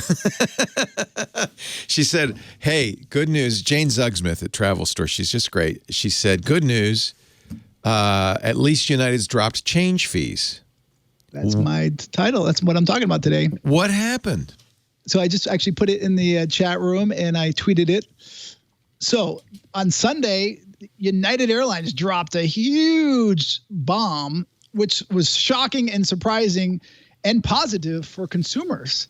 So, I mean, because they know business travelers are not traveling right now and that they need to get consumers, the one fee that really irked consumers is the change fee. It didn't cost them any money to change it, but they would charge most people $200. $200? I thought it was $150. $200? Wow. No, they raised it to $200. It's been $200 for at least a couple of years. Holy cow. I mean, it went from 25 to 50 to 75 to 100, 150, 200. I mean, but now they've gotten wise, and I mean that just shows you how much they're struggling for them to come out with this thing. Now this is just gonna what? No, they say it's permanent. I thought, this is just for now. They'll bring those back. No, they say permanent. I know those words are used loosely in the travel world, but Southwest has always had it. First of all, they don't charge change fees. I know. So if you change your flight, you just have to pay the fare difference. One of the reasons I fly Southwest a lot. Yeah, and they also give you 2 free checked bags. But most airlines, especially the legacy carriers like United, American, and Delta, they would charge at least $200 for domestic. So what United did, and this is important because American and Delta followed up within 24 hours, and then Alaska Airlines, and then just Hawaiian Airlines 2 days ago. But American actually has the best policy out of them all because United is only for the 50 U.S. states and I think U.S. Virgin Islands and Puerto Rico. American Airlines, and Delta's the same. American Airlines took it one step further where it's Canada, Mexico, and all of the Caribbean. So, I mean, so if you change your flight to or from Europe, you're still going to have to pay the change fee. And sometimes those are even more than $200. But, for me, I go to Canada a lot or used to. So I would be booking American because of that, because I'd be able to do that. By the way, Amtrak dropped change fees in the spring. So, and I like taking the train, and I think taking the train might be a good way to go. The air is clean. They filter it. If you get a roomette, you're not even sitting anywhere near anybody. Right. We got the last time we traveled, we had a room with a bathroom, which is awesome. I've done a lot of trains around the world. I love trains. If you get your own bathroom, I've done it in Australia on the GAN. That would be safe. In Asia on the Oriental Express. I want to do that. It's amazing stuff. But Eastern Oriental Express, excuse me. But also keep in mind these change fees are for regular tickets. They're not basic economy. So if you buy the cheapest ticket, the basic economy, you still have to do the change fee. So what I think is going to happen in the future is that you're going to see the price difference a lot more between the two. Right. Because basic economy, sometimes I've seen the price difference like $3 or $20, but now they might be incorporating those fees already in there. They'll build a change fee into. Yeah, but the airlines say they're not going to. Although I watched the Delta CEO speak on CNBC a few days ago, and he made it sound like it was just at least for this year and next year. But he says it's permanent, but we'll see. But travel, I know you're talking about the airport experience and everything, and Clear, the security that we talk about, like, the enhanced, where you can just bypass the long lines. First of all, you get TSA pre-check, but then you also get Clear, which a lot of airports have it. And their website, I believe, is clearme.com. And LAX, they have them at every terminal now. It used to be, they used to only be in like San Francisco and Orlando, but now you find them all over, including in stadiums. So Clear just came out today or yesterday, where they're introducing this enhancement on their app where, they'll tell you when to leave your house. So you get to the airport 35 minutes before, because they don't want you hanging out in the airport that long. Oh, first good. Of all, I don't either. Yeah, because no one wants to be there because of the COVID, and also most of the stores and shops in restaurants in airports are not open. So this is a good enhancement, and it's both in the Apple Store and the Google Play Store, and it's free. But I mean, to have a Clear, you have to pay for it. Although they usually give 2 months free. This is what it's not hugely expensive. $60 a year, something like that. $100 a year. And if you have elite status on Delta, you'll get it for like $99 a year. Okay. United actually offering it for free to their top tier flyers. The thing that's a little disappointing with Clear, you still have to go through the security. You just get to skip the line. So if there's no line, I've seen sometimes the Clear line and the TSA pre-line is longer than the regular line. So you just go on the regular line. I've never seen that.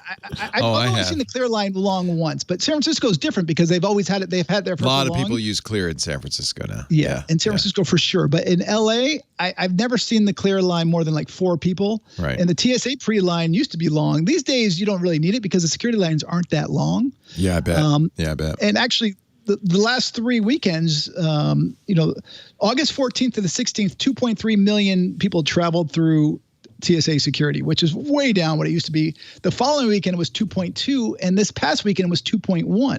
So it'll be interesting to see what happens this weekend. I would think it would be a little bit of an increase, but starting, now the kids are back in school, you're definitely going to see a dip, and that's why these airlines are doing these consumer-friendly enhancements. I mean. Yeah, no one wants to nobody's going anywhere. Yeah. Now we just need to get the hotels to drop the resort fee, because that one drives me nuts as well. Oh, those resort fees. Oh, man. Which I think is a big scam. Yeah, they charge you $35-$40 a night for nothing, just so you can, get the Wi-Fi and use. And in COVID times, a lot of the gyms are not even open, and they're still trying to charge you the change fee. Yeah. So my advice for that is to avoid hotels that charge these resort fees. Also, email the GM before you go to see if they'll drop it, and also always complain. Say, listen, I'm not going to. I once checked into a hotel in Florida, and they charged me $35. I arrived at 10 o'clock at night and left at 8 o'clock in the morning. I said, crazy. Yeah. I couldn't use anything. Yeah. I couldn't. You can see what time I checked in and checked out. Yeah. But they're tough. So, the airlines this week, by the way, announced that they've banned more than 700 passengers because they're not wearing masks. So they're banned until the end of COVID. Wow. On each airline. That's tough. Delta's leading the way. They banned over 270. They know if people don't feel safe, they're not going to fly, and it's vital for their future. Johnny Jet, he's at johnnyjet.com. He's got a great travel podcast, johnnyjet.com/podcast. Also a YouTube channel with 39 questions to some of the most interesting travelers in the world. Thank you, Johnny Jet. Thank you. Leo Laporte, the tech guy. More calls right after this.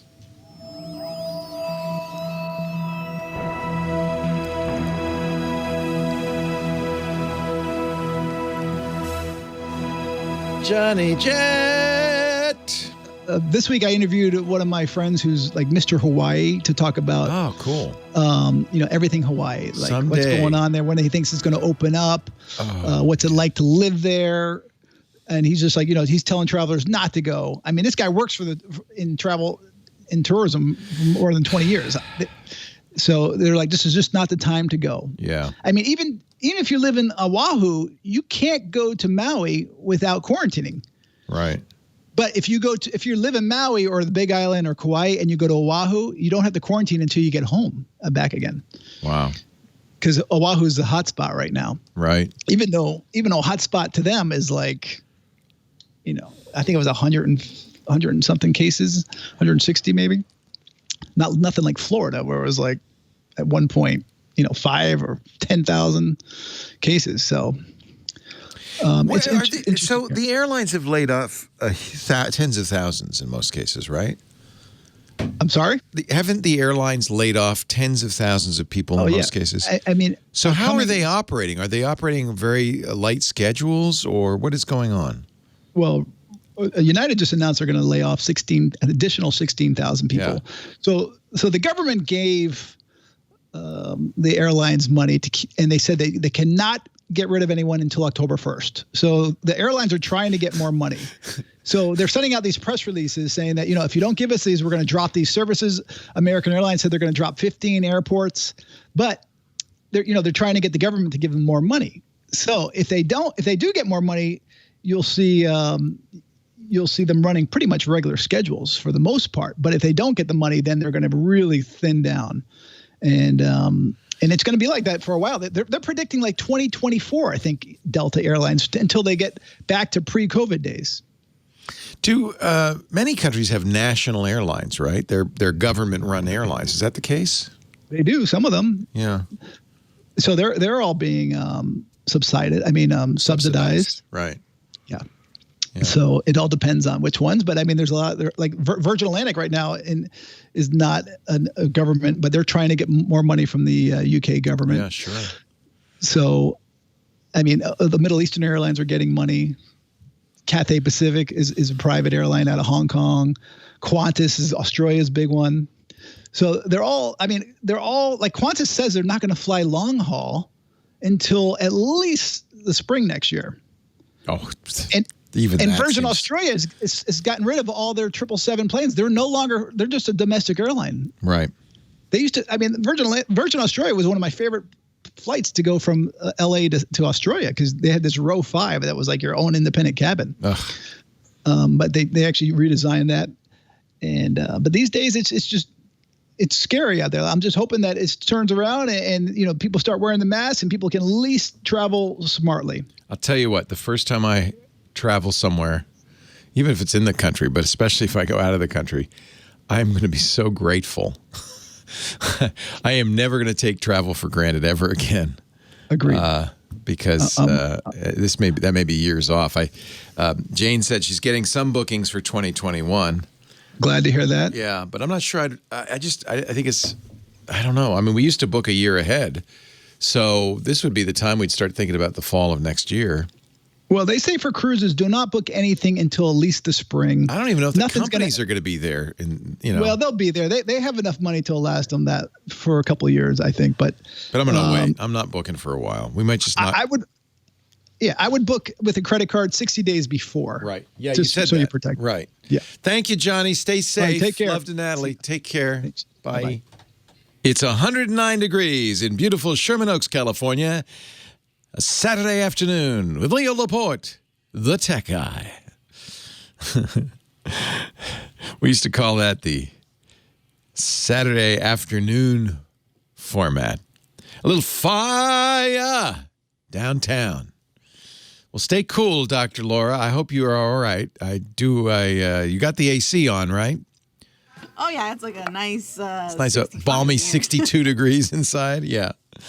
What do I have in here? 70 exactly. 50% humidity. That seems like somebody was asking, called up to ask about the name of the book I was reading about clean, about hygiene and the history of hygiene and modern hygiene. It's called Clean. It's by James Hamblin, Hamblin, The New Science of Skin. I should warn you, he starts off by saying, I haven't taken a shower in 9 years. And it either goes uphill or downhill from there. I'm not sure which direction. Line 1, Barry, Ulysses, Kentucky. Hello, Barry. Leo Laporte, the tech guy. Hi, Leo. How are you? I'm good. How are you? I'm doing great. You got the Derby coming up soon. Yes, we do. Hopefully COVID will not cancel that out. Oh, man. Well, if you wear a hat with a mask, you're okay. Yes. I just wanted to mention from one of your previous callers that the couple that called in about watching YouTube while they're holding hands. Oh. That's some COVID love going on right there. That is COVID love. Oh, isn't that sweet? It is. So sweet. So what can I do for you today, sir? My question is concerning Wi-Fi. My parents just bought the neighboring house right in front of where they live now. It's probably about 400 feet. And I tried the Wi-Fi through my phone. Unfortunately, I can't even see the Wi-Fi down there, which was a good problem to have before we bought the house. You don't want to see the neighbor's Wi-Fi. That's no fun. But yeah, 400 feet's a little beyond the limit of normal Wi-Fi. It's about 150 feet. Right. And that's assuming there's nothing in between. So walls, doors, anything with metal especially, that's going to block it. Humans, because we're just big bags of water. All of those things will attenuate or reduce the Wi-Fi signal. But 400 feet's pretty long. So what you need, you want to have Wi-Fi from one house to the other? Yes. Yeah. So what you need, there are specialized antennas that will do this. They are usually directional. So Wi-Fi is an interesting technology. It's radio. And it's two-way. Don't forget, you've got to transmit and receive. So anything you do that amplifies the signal has to happen at both sides. It's not enough just to amplify the sending. You got to amplify the sending from both ends, right? So I'm going to send you to a site called, I've sent people to before, called Radio Labs. They sell Wi-Fi range extenders, all kinds of range extenders. And you're going to want to read up there. They have a lot of articles and things because you're going to have to find something that's right for your situation. Do you have a straight line of sight between the two houses? Yes. Okay, that's good. What you probably will end up doing is putting a directional antenna on the towards the roof, high up on one house and high up on the other house, and have that connect to the Wi-Fi in each place. But it's definitely doable. But you just, you can actually, there have been experiments sending Wi-Fi for miles, but you just have to have the right kind of antenna. You probably don't want an omnidirectional antenna. You want what's called a YAGI, Y-A-G-I directional antenna. But again, I would strongly recommend reading up on the site. They have they have big parabolic antennas that are designed to go a long way. I'm not sure what you'd need. 400 feet is pretty far for Wi-Fi. But you're probably gonna want to use 2.4 gigahertz because 5 gigahertz is probably not going to be good for that distance. Yeah. You said I need 2 of those antennas. You're going to need amplifiers and antennas at both ends. Okay. Because you have to up the sending signal on both sides because it's a two-way signal, right? It's like walkie-talkies. You can't just boost one of the walkie-talkies. You have to boost them both. Right. So this Radiolabs.com, read up on their Wi-Fi. They have a lot of information. They actually have kind of case studies where they say, well, and we had a barn out here and stuff like that. That's what you want to look at. Okay. Sounds good. So you may or may not need an amplifier if you have an antenna. The antenna boosts the gain all by itself. It's directional, right? So you're aiming it down at that house 400 feet away. And then you need an antenna in the other direction. It's not going to be cheap, but it's not going to be as expensive as you might think. It's not horribly expensive. Okay, sounds great. All right, good luck. This comes up a lot.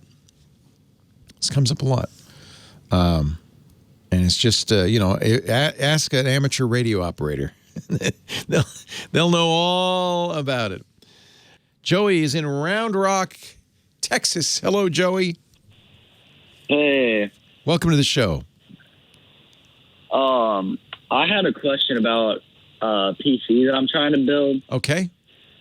For like a few months now, I've been trying to save up money for like a $700 budget PC. Awesome. And I put together a list. And awesome. So I was going to like read that over to you and like. Sure. Although let me also, just before you do that, refer you to my friends at PC Perspective. That's PCPER.com. It's an enthusiast, tech news site, and they have something they call the HW Leaderboard. You'll find the menu item right at the top there, where they describe what they would build in various price ranges. And they do have a budget system, which is actually under $500, and they have a mid-range system, which is under $1,000. So you can see what they would recommend. In both cases, they like AMD processors. What do you think? You getting an AMD? Yeah, I was thinking about either getting the Ryzen 5 2600 or the Ryzen 5 3600. That's a $200 processor, the 3600, and that's exactly what they recommend. But remember, when you go with AMD, now you have to get an AMD-compatible motherboard. You want to make sure you get the right video card for it. But you're starting at the right spot, which is that key decision. Do I go Intel or AMD? And if money is an issue, it's always an issue. I think AMD is right now a really great price-performance choice. So good pick on the Ryzen 5. I would go with the Ryzen 5. Get the 3600. You're going to be happy. What's the motherboard you're looking at? The motherboard is called the Gigabyte B450M Micro ATX. Yep. That's an excellent motherboard. That's also a recommendation from PC Perspective for their low-end system, the B450M. So that's great. How about video card? Are you going to go with Nvidia or are you going with AMD? I was looking at the 1660 Super because I think those are compatible. I actually don't know about that. I would think it is, but you better check, make sure, because you want to, there's two things you can do wrong with a video card. You can overbuy. I think in this case, because you're getting a nice Ryzen 5, you're not going to have to worry about that. Always they'll be compatible because PCs are PCs. I don't know if that's a perfect match, but I love the 1660. And the price just dropped a lot because they just announced newer cards. So you should be able to get those fairly affordably. Hang on, I'll go through the rest of the list with you in a second. Leo Laporte, the tech guy. This is a really good time to be buying, actually. Yeah, because I heard the new graphics cards are dropping. So. Yeah, they're all of the previous editions, all the TI, the titanium cards and stuff. They're all dropping now because of the new GeForce cards. So that's good. I don't know anything about pairing a Nvidia card with a AMD processor. I noticed that on the mid-range and high-end systems, PC Perspective does recommend GeForce cards, so I know they'll work. But yeah, I don't know much about it. They like the 2060 with the Ryzen 3600, and on the lower end to save money, they got a Radeon. I think if you can afford the Nvidia, go for it. Yeah, I figured that I could probably upgrade some stuff and then have a good base GPU. Yep. I think that's a good idea. So you're saving money by buying a little less expensive one, the 16 series. I think that's fine. What else? How much RAM are you going to put in there? I'm going to put 16 gigabytes of RAM. That's plenty. And let's see, what else? You're going to use SSDs, I hope. Yes. Samsung Evos? Yeah, it's a Samsung Evo and it's 500 gigs. Perfect. I love those Evos. Really good, consistent, reliable performance. I think they're a very good choice. Sounds good. What kind of case are you getting? I'm getting one from NZXT, and it's the H510. Good. Is it air-cooled? Yeah, it is. All right. That's fine. Sounds good. I think. Oh, and don't skimp on the power supply. Would be my other advice. And fry your computer if you don't get a good. Yeah, or a lot of times they're just underpowered. Things won't work as well. So get a Corsair or something good. Get a good power supply.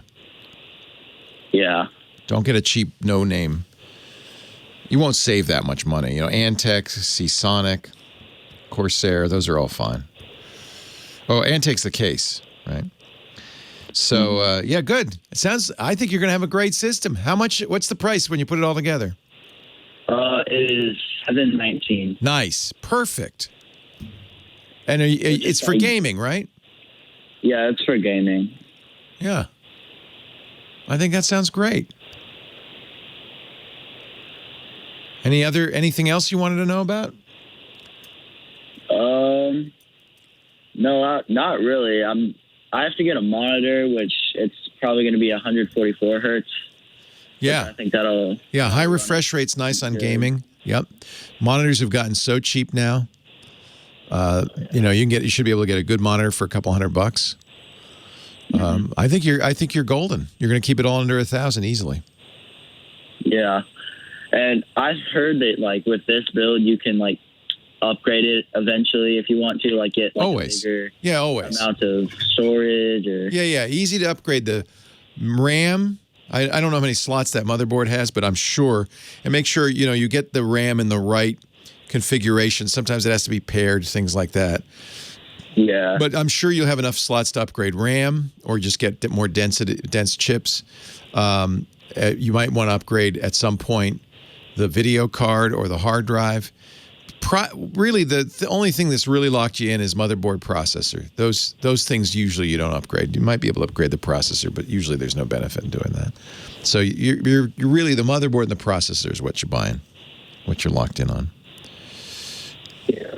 It sounds good. They're saying in the chat room, sometimes AMDs can be temperamental with memory, so make sure you choose memory that's well matched to the motherboard. And because the motherboard's an AMD motherboard, it should work fine with a processor. Yeah, and I think it's going to be pretty good. Sounds great. How fun. You're going to learn a lot, too. I've never built a PC. Yeah, I mean, I generally don't recommend it for most people just because, if something goes wrong, you're going to be the one to fix it. But when you're on a budget and you're young, this is a great way to learn and to really get some sense of what you're putting together. I think it's nice to own it. So you're owning it by building it. So I think that's good. Yeah. That's nice. Well, it's a pleasure talking to you. What's your game? My game? Yeah, what do you play? I play Minecraft mainly, so I think I'm going to start a server on that. Awesome. And then I'm going to... I'm running 5 Minecraft servers right now in the other room. Oh, wow. Well, it's for my kid. He's 17. And then it just kind of expanded. I have my own server so that they don't bug me. And then we have a server for the podcast network that was built some years ago. It's a whole beautiful city. Michael, our kid, has built an incredible city with his friends.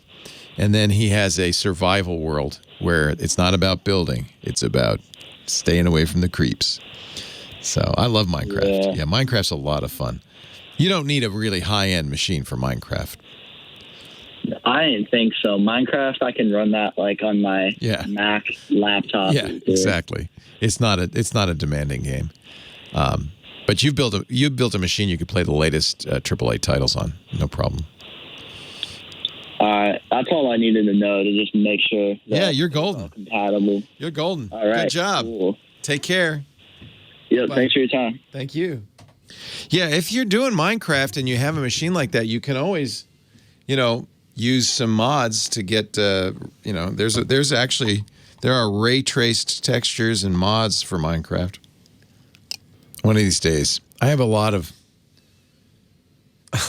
I'll try new stuff.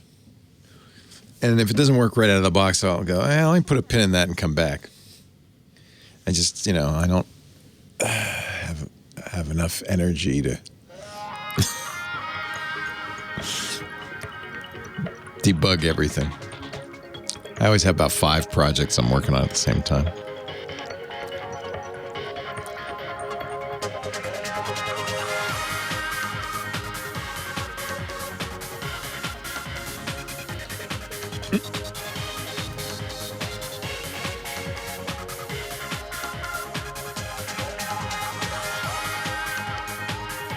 Why, hey, how are you today? Leo Laporte here, the tech guy. Time to talk computers, the internet, home theater, digital photography. We got smartphones, we got smart watches. We got new Apple Watches, new Apple iPads coming out this week is the rumor. It's about the time they'd normally do it. Last year's event was September 10th. There's a rumor that it might be this Tuesday, September 8th. Whether they'll have an event or not, I don't know. In the past, when they invited journalists to come to Cupertino for an event, they'd send out invitations at least a week ahead of time. You got to book flights, but nobody's coming out anymore. So now I think they just might the day before or even, I don't know what they're going to do. They haven't said anything yet. We do know that we're pretty sure that because we've seen things like regulatory filings, there's new iPads, new Apple Watches in the mix. Of course, there's always a new iPhone in the fall. The thinking is there'll be a few models, maybe 4 or even 5 models released, but Apple's already said in their quarterly results that these will be delayed, which means it could be that they won't do their iPhone event this month. They'll do it next month for the iPhone 12. No idea. Already, though, we've seen new phones from Samsung, the Galaxy Fold 2. They had their announcement this week. $2,000 for the folding phone. Microsoft's new Duo comes out this Friday. That's the one that's folding but with 2 screens, so it's got a hinge in between. That's going to be an interesting phone. I did order that one. I thought, that sounds like I might like that. I got to try that. See, we were always looking for what's the next thing. What's the next thing? We kind of know, there really isn't that much difference between the original iPhone and the 12th generation iPhone. Really not that big a difference. Still a slab of glass. It's bigger. It's faster. Better cameras. But the basic technology hasn't changed that much, the form factor or anything. So that's why these folding phones are kind of interesting. Like, is that going to be something people want? We don't get new stuff that often, really innovative stuff that often. So it's always worth taking a look at. 8888 Ask Leo is the phone number. If you hear something on the show and you want to know more, or you want the link, then just go to the website techguylabs.com. James DeRuvo, our scribe, is writing it all down. Right, James? Right. Saturday. Jose in Modesto, Leo Laporte, the tech guy. Hi, Jose. Hello, Leo. I have a quick basic question. What's the and it's related to the previous caller with computer and everything, is that what's the difference between a monitor and a TV? I know that there's some basics that monitor could be for a PC and a TV for a TV, right, with its speakers and everything. And besides that, what's the bottom line difference? There are actually pretty big differences. People always ask me, hey, I got a 55-inch TV. Why can't I use that as a computer monitor? And I almost always say, because it's not good enough. So I'll tell you what the big differences are. A TV, in the past anyway, would always have a TV tuner in it. Nowadays, they don't put those in anymore, so that's not that. But they often will have smart components somehow to get video onto the screen. They'll have speakers built in as well. But the biggest difference between a computer monitor and a TV is the quality of the picture. You're sitting a lot closer to the monitor. You often want higher resolution than HD, sometimes even more than 4K on your monitor because it's so close. You know, it's within arm's length of you. You don't sit that close to your television. Your mom told you should never do that, right? Get away from the TV. You're sitting too close. So maybe they don't do that anymore. I don't know. But so TVs tend to be bigger, but the resolution isn't higher.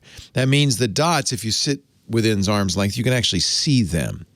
Most modern computer monitors, they don't want you to see the dots, the pixels, so they make the resolution high enough so that you can't see them. How many dots per inch is that? Well, typically, a television might be around 100 dots per inch. A computer might be more like 200 to 300 dots per inch. Your smartphone may even be 400 to 500 dots per inch because you hold that even closer. And the whole idea is to not see the pixels, so it looks like a seamless picture. There's usually additional circuitry inside a TV that you don't need in a monitor, and similarly, there's circuitry inside a monitor that you don't need in a TV. You can absolutely use a TV as a computer monitor because most TVs now and most computers have HDMI, so that's an easy way to connect them. It's just that the TV, believe it or not, is lower quality than the computer monitor. And interestingly, the TV is usually more expensive than the computer monitor. That's partly because of the size, partly because of the additional circuitry. TV has to have all sorts of circuitry to kind of control color and so forth. The real difference is the intended use. A television is designed to optimize showing you TV shows and movies, right? Video. A computer monitor is optimized to show you a computer desktop and static images like a word processor. And you want text. A good way to compare a monitor and a TV is to look at text. How legible is the text on your TV compared to the text on your computer monitor? In almost every case, a computer monitor is much crisper, much more easily read. You don't see jaggies and stuff. You look at your TV, especially if you're looking up close, that text is not going to be nearly as crisp. That's why subtitles and titles for movies and stuff are always big letters. You put fine text on a TV screen, it's going to get too blurry to read. So that's a great question, actually, Jose. There is very much of a difference. You can use a monitor for a TV. You can use a TV for a monitor. But generally, it's best to use the device it's intended for the use. Okay? Okay, yes. Thanks for the question. I really appreciate it. I think it's very common to see people want to use TVs as monitors. In fact, Eric in our chat room says he's been using a 1080p 42-inch TV as a monitor for 5 years. That's fine, but text is not going to look as good. If you're a gamer, a video game is pretty close to a TV show or a movie, right? It's the same thing. So if you're a gamer, a TV might not be a bad, because then you get a bigger screen, right? But even then, the refresh rate on monitors is often faster than on TV.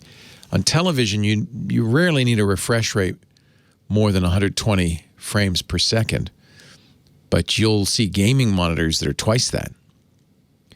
because you want the smoothest possible animation and motion in games. And then there's also issues of latency.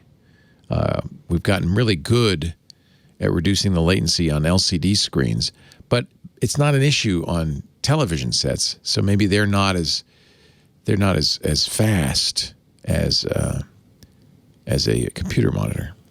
There's a lot. There actually is a lot that goes into that. So that's a really good question. Our show, we're going to take a little break. Come back. More of your calls coming up in just a little bit. And also, Dick DeBartolo and I are going to do something fun in about half an hour. 10 years ago, we made predictions in 2009 for what the world would be like in 2020. Dick and I just got the email from our past selves. We'll look at what our predictions are or were for 10 years and how close we came. What do you think? Who will win this one, me or Dick? Leo Laporte. I'm just a geek machine, and I'm working for you today. 8888 Ask Leo, the phone number. Jay's on the line from Providence, North Carolina. Hello, Jay. Good to talk to you again. Hey, Leo. Same to you. I was going to see if you happen to know of a website that is, I'm thinking about building one if necessary for sharing stories, to allow people to share stories with each other. But the concern I have is that I'm going to have to give out lots of accounts or let them create lots of accounts. So I'm thinking that a normal blog's not going to work. This is a really interesting idea. I love it, by the way. And I've actually kind of spent some time thinking about it. My daughter wanted to set something up for her kind of peer group, doing something similar. And so that's the key, is how do you give people access to this? And you know, you're going to need moderation, obviously. So people want to tell stories. You know, there's a good example of something like this, but it's very heavily manually moderated, called folklore.org, which was created by the original Macintosh team to preserve some of the stories of the original development of the Macintosh. It's a really great site, created by Andy Hertzfeld, who's one of the original Mac designers. And he's collected a lot of stories from people involved. I'm guessing, you know, he's written most of the stories, but there are perhaps another dozen or maybe 24 people who've submitted stories. So I guess that's what the cutoff is. If it were a couple of dozen, manual moderation would work. Do you anticipate it's more than that? Oh, yes. Okay. So you don't want to have to be sitting there looking at people's stories and approving it and all of that stuff. So what you really want is a site that will allow people to log in, create stories. Do you want people to be able to edit other people's stories or contribute to that? They might be able to comment, but I'm thinking, for example, mostly COVID-19 related stories, just how their lives were changed. Oh, I love that idea. I love that idea. Let me think about how you would do that. My first thought is a wiki. The biggest website, collaborative website in the world right now is Wikipedia, right? Where you have tens of thousands of contributors writing stories. You have editors. The moderation is the tough thing. Now, this would be a fairly easy thing to set up because the folks that do Wikipedia have a parent company called Wikimedia. Wikimedia.org. And you can go there and create your own wiki in the Wikimedia Commons. I think this might be exactly the kind of thing they'd like. Do you want to spend any energy moderating it? Because, you know, the first thing you do, you put something like this up online, is you're going to get spammers. Yeah, I figure I could moderate it first, but if it takes off into the thousands of people, which it's kind of my dream coming true there. But if it does, then I could not handle all of that. Yeah.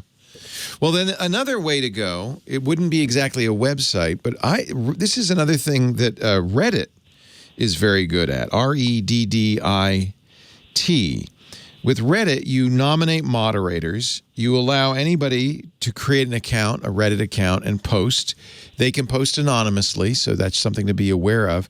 But you have moderators and users who keep an eye on things. And I think Reddit actually does a very good job of eliminating spam and keeping stuff on target. They have a very good, by the way, subreddit, COVID-19 subreddit, which, as you might imagine, that's going to be a tough thing to run because it's become, very politicized.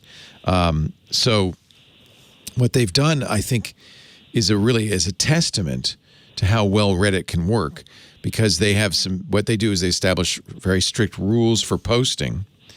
And if you want to see it, it's reddit.com/r/coronavirus. And I think if you look at it, you can see it's a really great place for coronavirus news. Not what you want to do, but I think a really good example of how a community can get together, put up information. One of the things Reddit does that I think makes a big difference, unlike Wikipedia, is it has upvotes and downvotes. So the community reading posts can give it a thumbs up or a thumbs down, and the posts with the most approval rise to the top. So it really has a way of surfacing quality posts. I think a subreddit might be it's a very easy, you could set this up now. The trick is going to be getting, for free, is going to be getting other people to join you, post there, and moderate it. They might even have, I should look, a coronavirus stories subreddit. But one of the things you could do is you could go into the coronavirus subreddit and say, I want to create a subreddit for people who have stories to tell about their experiences during quarantine. I think this is important. This is history. This is history. In fact, I told my kids, keep a journal through this, because you're going to look back in time. The guy who wrote Gulliver's Travel, Daniel Defoe, has a very famous Journal of the Plague Years, but it wasn't COVID. It was the Black Death in the 1600s. But it's one of his most famous novels. So I think that it is a good idea. Or I'm sorry, it wasn't Defoe. It was Jonathan Swift. I apologize, Jonathan Swift. I'm confusing Gulliver's Travels with something else. I think it's really an interesting idea. I like this. So let's see. There's two places you could do. You can on some blogging sites.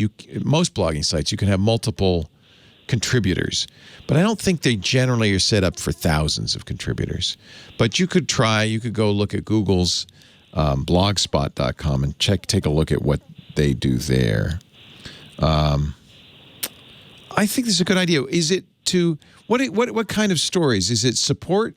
Is it just history? What are you looking to do?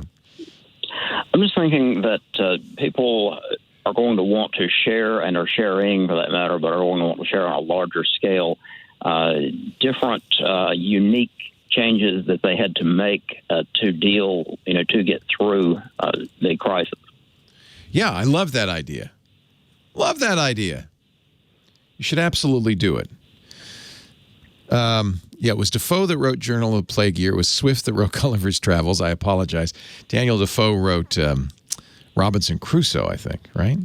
But his Journal of the Plague Year is quite famous. His experiences in 1665 during the bubonic plague in London. I love this idea, and I think it is history. It's also support because people read other people's stories and they know they're not alone. I would say a subreddit would be a really good idea. You could create a Wikipedia. The nice thing about a subreddit is you're now on a site where there's a lot of traffic. More likely people would find you. There are places you could promote it. So I think maybe a subreddit. Chat room, you got some ideas? What do you think? Where else would be a good place? Maybe Blogspot, WordPress.com. I think you can have many commentators on that, but that's not free.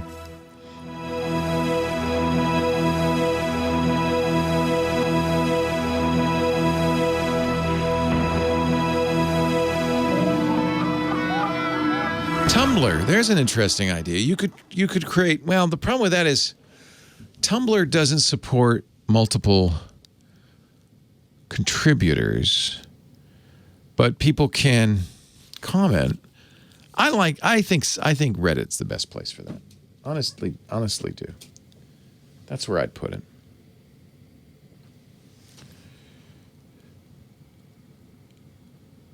No, it's let me see. Reddit.com/r/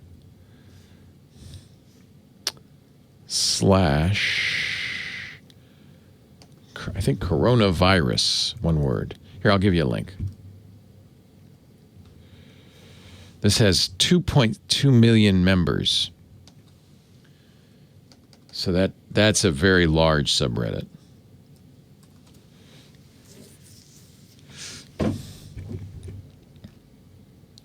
And I've definitely followed that subreddit. It's a really excellent place to get coronavirus news and information, and it's vetted. It's not a place for conspiracy theory. It's a place for peer-reviewed scientific articles, things like that. Leo Laporte, the tech guy, 8888. Ask Leo. The phone number coming up. Dick DeBartolo, Mad Magazine's maddest writer. Scott's on the line from Orange County, California. Hi, Scott. Hi, thanks for taking my call. I have a question for you. Go right ahead. Thanks for calling.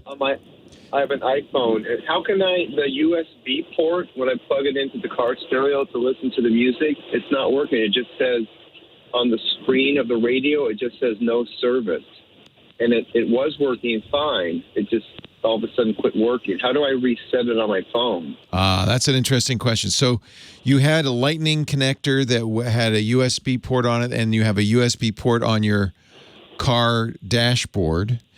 Did your car support Apple's CarPlay in the past, or how did it play it? Or it just did it say, I see an iPod? Well, it played the Spotify from my phone to the car stereo just with an USB cord, and then it just all of a sudden I plugged it in, and now it just says no music on the screen of the car stereo. Right. Yeah, I don't have enough information to be able to help you. I'm not sure what the setup is. So there are a number of ways you can have an iPhone or any smartphone connect to your car. The most sophisticated one is called CarPlay. In the case of Android, it's called Android Auto. And if you have a screen on your car, it will mirror the contents of your phone. Not exactly. It'll only show icons that make sense while you're driving. Things like Maps, Spotify, phone, text messages, that kind of thing. Doesn't sound like you have CarPlay. So that's kind of the most sophisticated way. And that does require, for now, a cable, although wireless CarPlay is coming soon. The next other way to do it is your car head unit has a USB port, which you're plugging into. This is what it sounds like. And it will recognize audio. Your car doesn't say, oh, I see Spotify, right? It just plays the music. It just plays the music. Yeah. So it's not CarPlay. It's expecting digital music to come in through that USB port. Did you recently do an iPhone update? Yeah, I updated the latest software, the update that was on the phone. And is that when it went bad, or was it bad before that? No, it was before that. Okay. Before that. And your car, was this built into the car, or was this something you added after the fact? No, it was built into. It came with this USB port. What kind of car? Yeah. Well, it's actually a tractor trailer, to be honest. Oh, interesting. Yeah, that makes sense. You're driving a truck, you want to listen to your music. Of course. Yeah, it's a Delphi radio. It's a Delphi radio. Okay, that's GM. Yeah. So, I mean, there's a lot of things that could have gone wrong. The cable could be bad. Fine. I put a brand new cable in and it still did it. And I even tried it in a different tractor and still said the same thing. Okay, good. So it has to be something with the phone. Yeah, good. It may be that Apple's changed how it behaves. You unlocked the phone, obviously, right, before this to work. Yeah. Yeah. Uh-huh.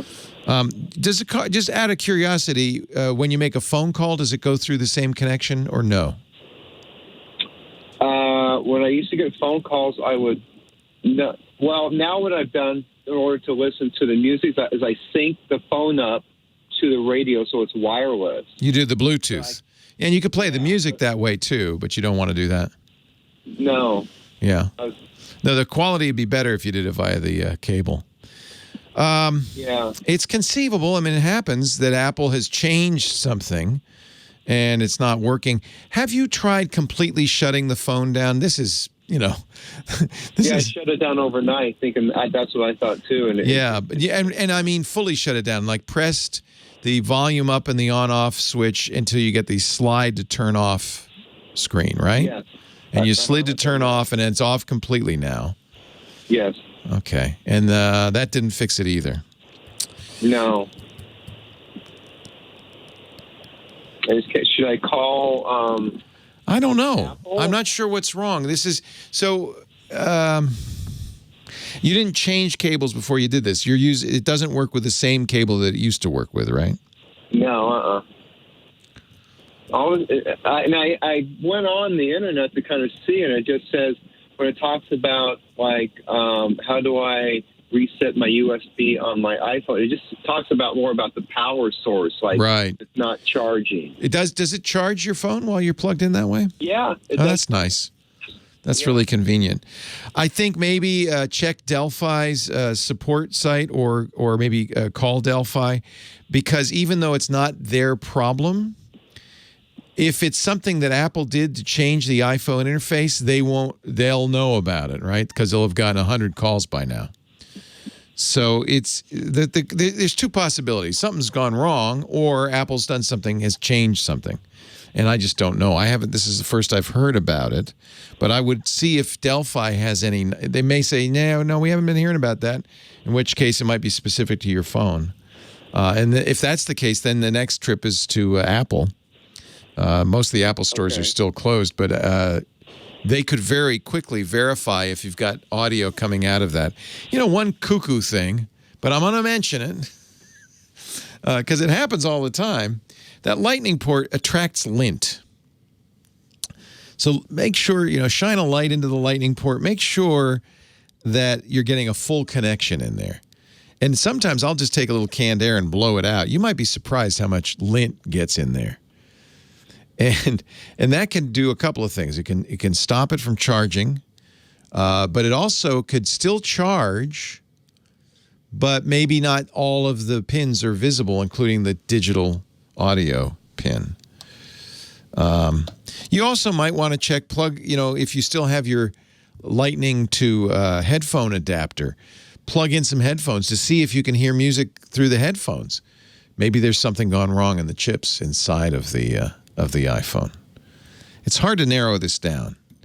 You did the first step in narrowing it down, which is you took it to another vehicle with the same Delphi system to see if it worked there, and it doesn't work there either. That's really smart. By doing that and by swapping the cables, you've eliminated all the other possibilities. It's got to be something about the iPhone. Either something's broken in the iPhone or there's been a software change, and either is completely possible. Putting headphones in with the USB, not USB, the Lightning to headphone adapter, try that. See if you still hear audio coming out. Maybe there's something going on there. That's another way to try it. Try it with another iPod or iPhone, too. That's another idea. You want to narrow down all the possibilities. And maybe it's Spotify, by the way. Try other music sources. Try playing music directly from your iPhone. Completely possible that Spotify's changed the interface to the hardware. Apple right now is going through a big flux. There's some big changes coming to the iPhone and the iOS, and privacy issues and so forth. There's a lot of changes, and I wouldn't be surprised if Apple did something that broke this. Ask Delphi first, see if they know anything.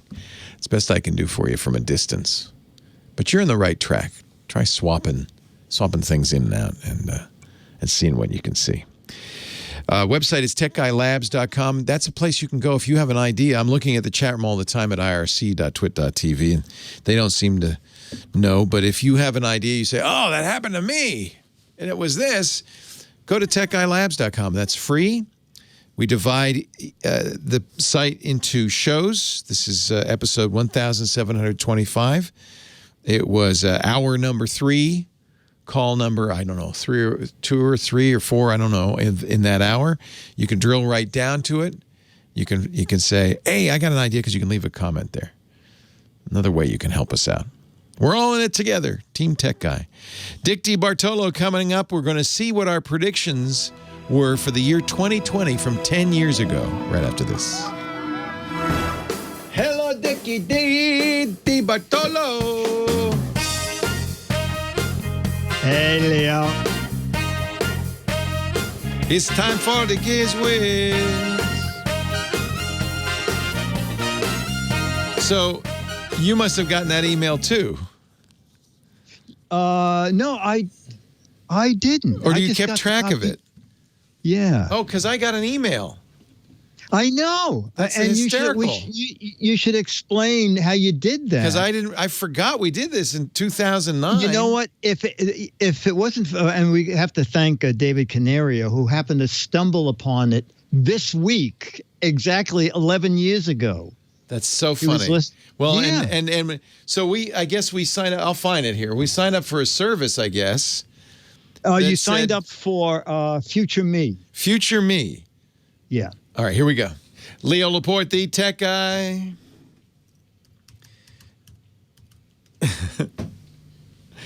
He was born to be alive. I haven't heard this song in a long time. I love it. We get to bring back disco because this guy, Dick DeBartolo, not only is he Mad Magazine's maddest writer, he's a disco fool. And I'm happy to say he is my gizwiz. Hello, Dickie D. Leo, how you doing, pal? You're a gizmo wizard, but today we're going to travel back in time. You know what? I have to thank a guy named David Canario, who is a fan of TWiT, a fan of the GizWiz, and he said, Dick, I was just looking through old GizWiz shows, and I found a daily GizWiz show you and Leo did September 2009, where you were making predictions. So I was making silly predictions. The only one that I made that sort of came true, I said, in 11 years, Microsoft will be up to Windows 55, and it still won't work right. Well, you were right on the last part. But you said, wait a minute. I have a list. Yes, but you said, I'm going to mail myself a list and have it delivered in 11 years. So, and that happened. So tell us how that happened. I don't even remember doing this, but I got an email the other day from futureme.org. And it allows you, I guess it's still around, which is, by the way, one thing I would have not predicted. Me either. I said, they can't be still here. And I went there and they were. Yeah, write a letter to the future. So, and you can deliver it in 1 year, 3 years, 5 years. I guess we chose 11 years because I wrote this September 1st, 2009. And I sent it to myself because I guess, so you didn't do this, just me. Just you. Because you sent me an email saying, hey, we should do our predictions because you found this old show, or our listener did. But then I got the email. Dear Future Me, I'm writing this from 2009. We still have the internet today, but no flying cars. And Dick was right. Something was very wrong. Did you say that? I think I did. I'm sure I did. So, otherwise you wouldn't have written it. I have to say, my predictions aren't that good. And I've always said I'm not good at predictions because it's so hard to predict, especially in technology. You just don't know what's going to happen. And if I were good at predictions, I wouldn't be doing this. I'd be buying stocks. So don't listen to these. But this is what I said. Prediction number 1. In 2020, we will wonder why we thought Twitter was such a big deal. That was completely wrong. It's become a bigger deal. Well, with a lot of people, what a lot of people think it's terrible. So yeah. It's not a terrible prediction. Well, but it is a big deal, and a lot of that's due to the president, right? Who knew? I don't think in my predictions I would say Donald Trump will be president and he'll make Twitter great again. I don't know if I would have put that in my predictions.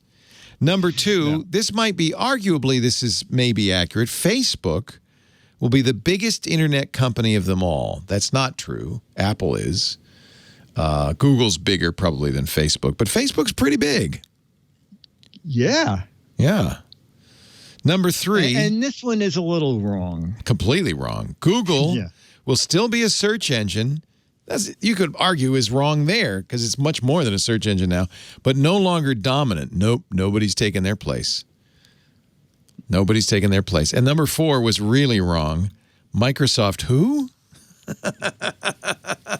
Well, I think people still have that feeling about Microsoft. I mean, Microsoft tries, but it seems like I don't know if they try too hard. I don't know. They reinvented themselves in the 10 years. And it would have been fair to say, Microsoft will no longer be reliant on Windows and Microsoft Office for the bulk of its revenue. It's now a cloud company. And I think that trend's going to continue. But it's actually more successful than ever. So I was wrong. I was really pretty much wrong across the board there. What was your prediction? You know what? Mine were all silly. I can't even remember. The only thing I kept saying as I listened, this is silly, this is silly. You know what was silly? Me sending an email to myself so that I could actually be on record. Oh, I think that's great. But I was wrong. But who knew about, this is why it's hard to predict. Who knew Satya Nadella would come along, right?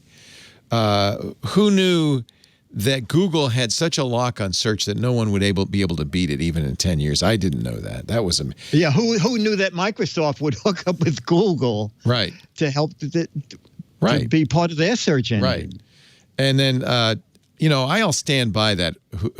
We'll wonder why we thought Twitter was such a big deal. I'm still wondering that. I have not stopped wondering why Twitter is such a big deal. That is actually an accurate prediction, maybe the most accurate of all. Well, I think the thing here is that you can still, none of us remembered that you can send emails 10 and 15 years into the future. So let's do it again. I'm going to choose a date.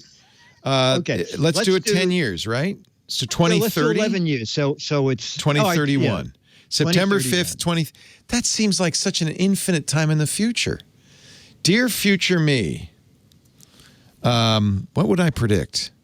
See, this is why I don't do predictions. It is difficult. COVID-19 will still be around. We still won't have. CBS will still be virtual. 11th year. We won't have flying cars or airplanes. We won't have anything. Will be in the air. It will be 5 degrees warmer than it is now. And it's already pretty hot. That's a given. That's pretty easy. Yeah. And TikTok will be the new Facebook. I don't know. You know what? Even more than in 2009, I feel like it's impossible to think what the world will look like in 2031. Don't you think? No, absolutely. Absolutely. There'll be more Bluetooth things that you will think, why in the world? Why do we need Bluetooth thread? I'm going to predict. I'm going to write this. Bluetooth will be a thing of the past. Oh, okay. Bluetooth and who? What's replacing it? I don't know. That I don't know. Okay. Bluetooth. Okay. I am going to send this again so I can be humiliated in 10 years. Okay. I think one should be humiliated once every 10 years. Okay. Bluetooth will be a thing of the past. Okay. All right, I'm going to predict you will have a ring that will have all your credit cards on it. And no matter where you go and no matter what you want to buy, your one ring, it'll have your gym membership. One ring to charge them all. And to charge them all and to get you into places. So that's your identity. Yes, you won't touch anything in 2031. But if you lose your ring, you're dead. What do you think? See, this is why it's so hard. Because in some ways, 2031 will be just like today. But in then weird, unpredictable ways, it'll be nothing like today. Well, I wouldn't have written in this letter, you'll have been for the last 6 months staying at home and everybody will be wearing masks when they walk around. I would have not been able to predict that in 2009. I mean, because that's a little part of 11 years. Apple will be worth $10 trillion. I wouldn't have predicted that. Okay. I wouldn't have predicted Do that. you predict that you will be sitting in that exact spot doing this exact thing in 11 years? Yes, but I'll have a different ball to sit on. Okay. I predict. People probably don't know that. I'm not sitting in a chair. I'm sitting on a yoga ball. Just so I can bounce. Yeah. I like No, to bounce. I predict I'll be sitting here with a different shirt. I will say that. I predict I will have the same exact necktie. Oh, okay. Dick, you're always fun. Everybody should go to gizwiz.biz. That's his website. And don't forget to play the What the Heck Is It a contest. There's a brand new one. We're out of time, but I'll have to ask you next week what the old one was. Thank you, Dickie D. Always a pleasure to talk to you. Gizwiz.biz. Leo Laporte, the tech guy. Have a great geek week. Well, that's it for the Tech Guy Show for today. Thank you so much for being here. And don't forget, TWiT, T-W-I-T. It stands for This Week in Tech, and you'll find it at twit.tv, including the podcasts for this show. We talk about Windows on Windows Weekly, Macintosh on MacBreak Weekly, iPads, iPhones, Apple Watches on iOS Today, security on Security Now. I mean, I can go on and on and on. And, of course, the big show every Sunday afternoon, This Week in Tech. You'll find it all at twit.tv. And I'll be back next week with another great Tech Guys show. Thanks for joining me. We'll see you next time.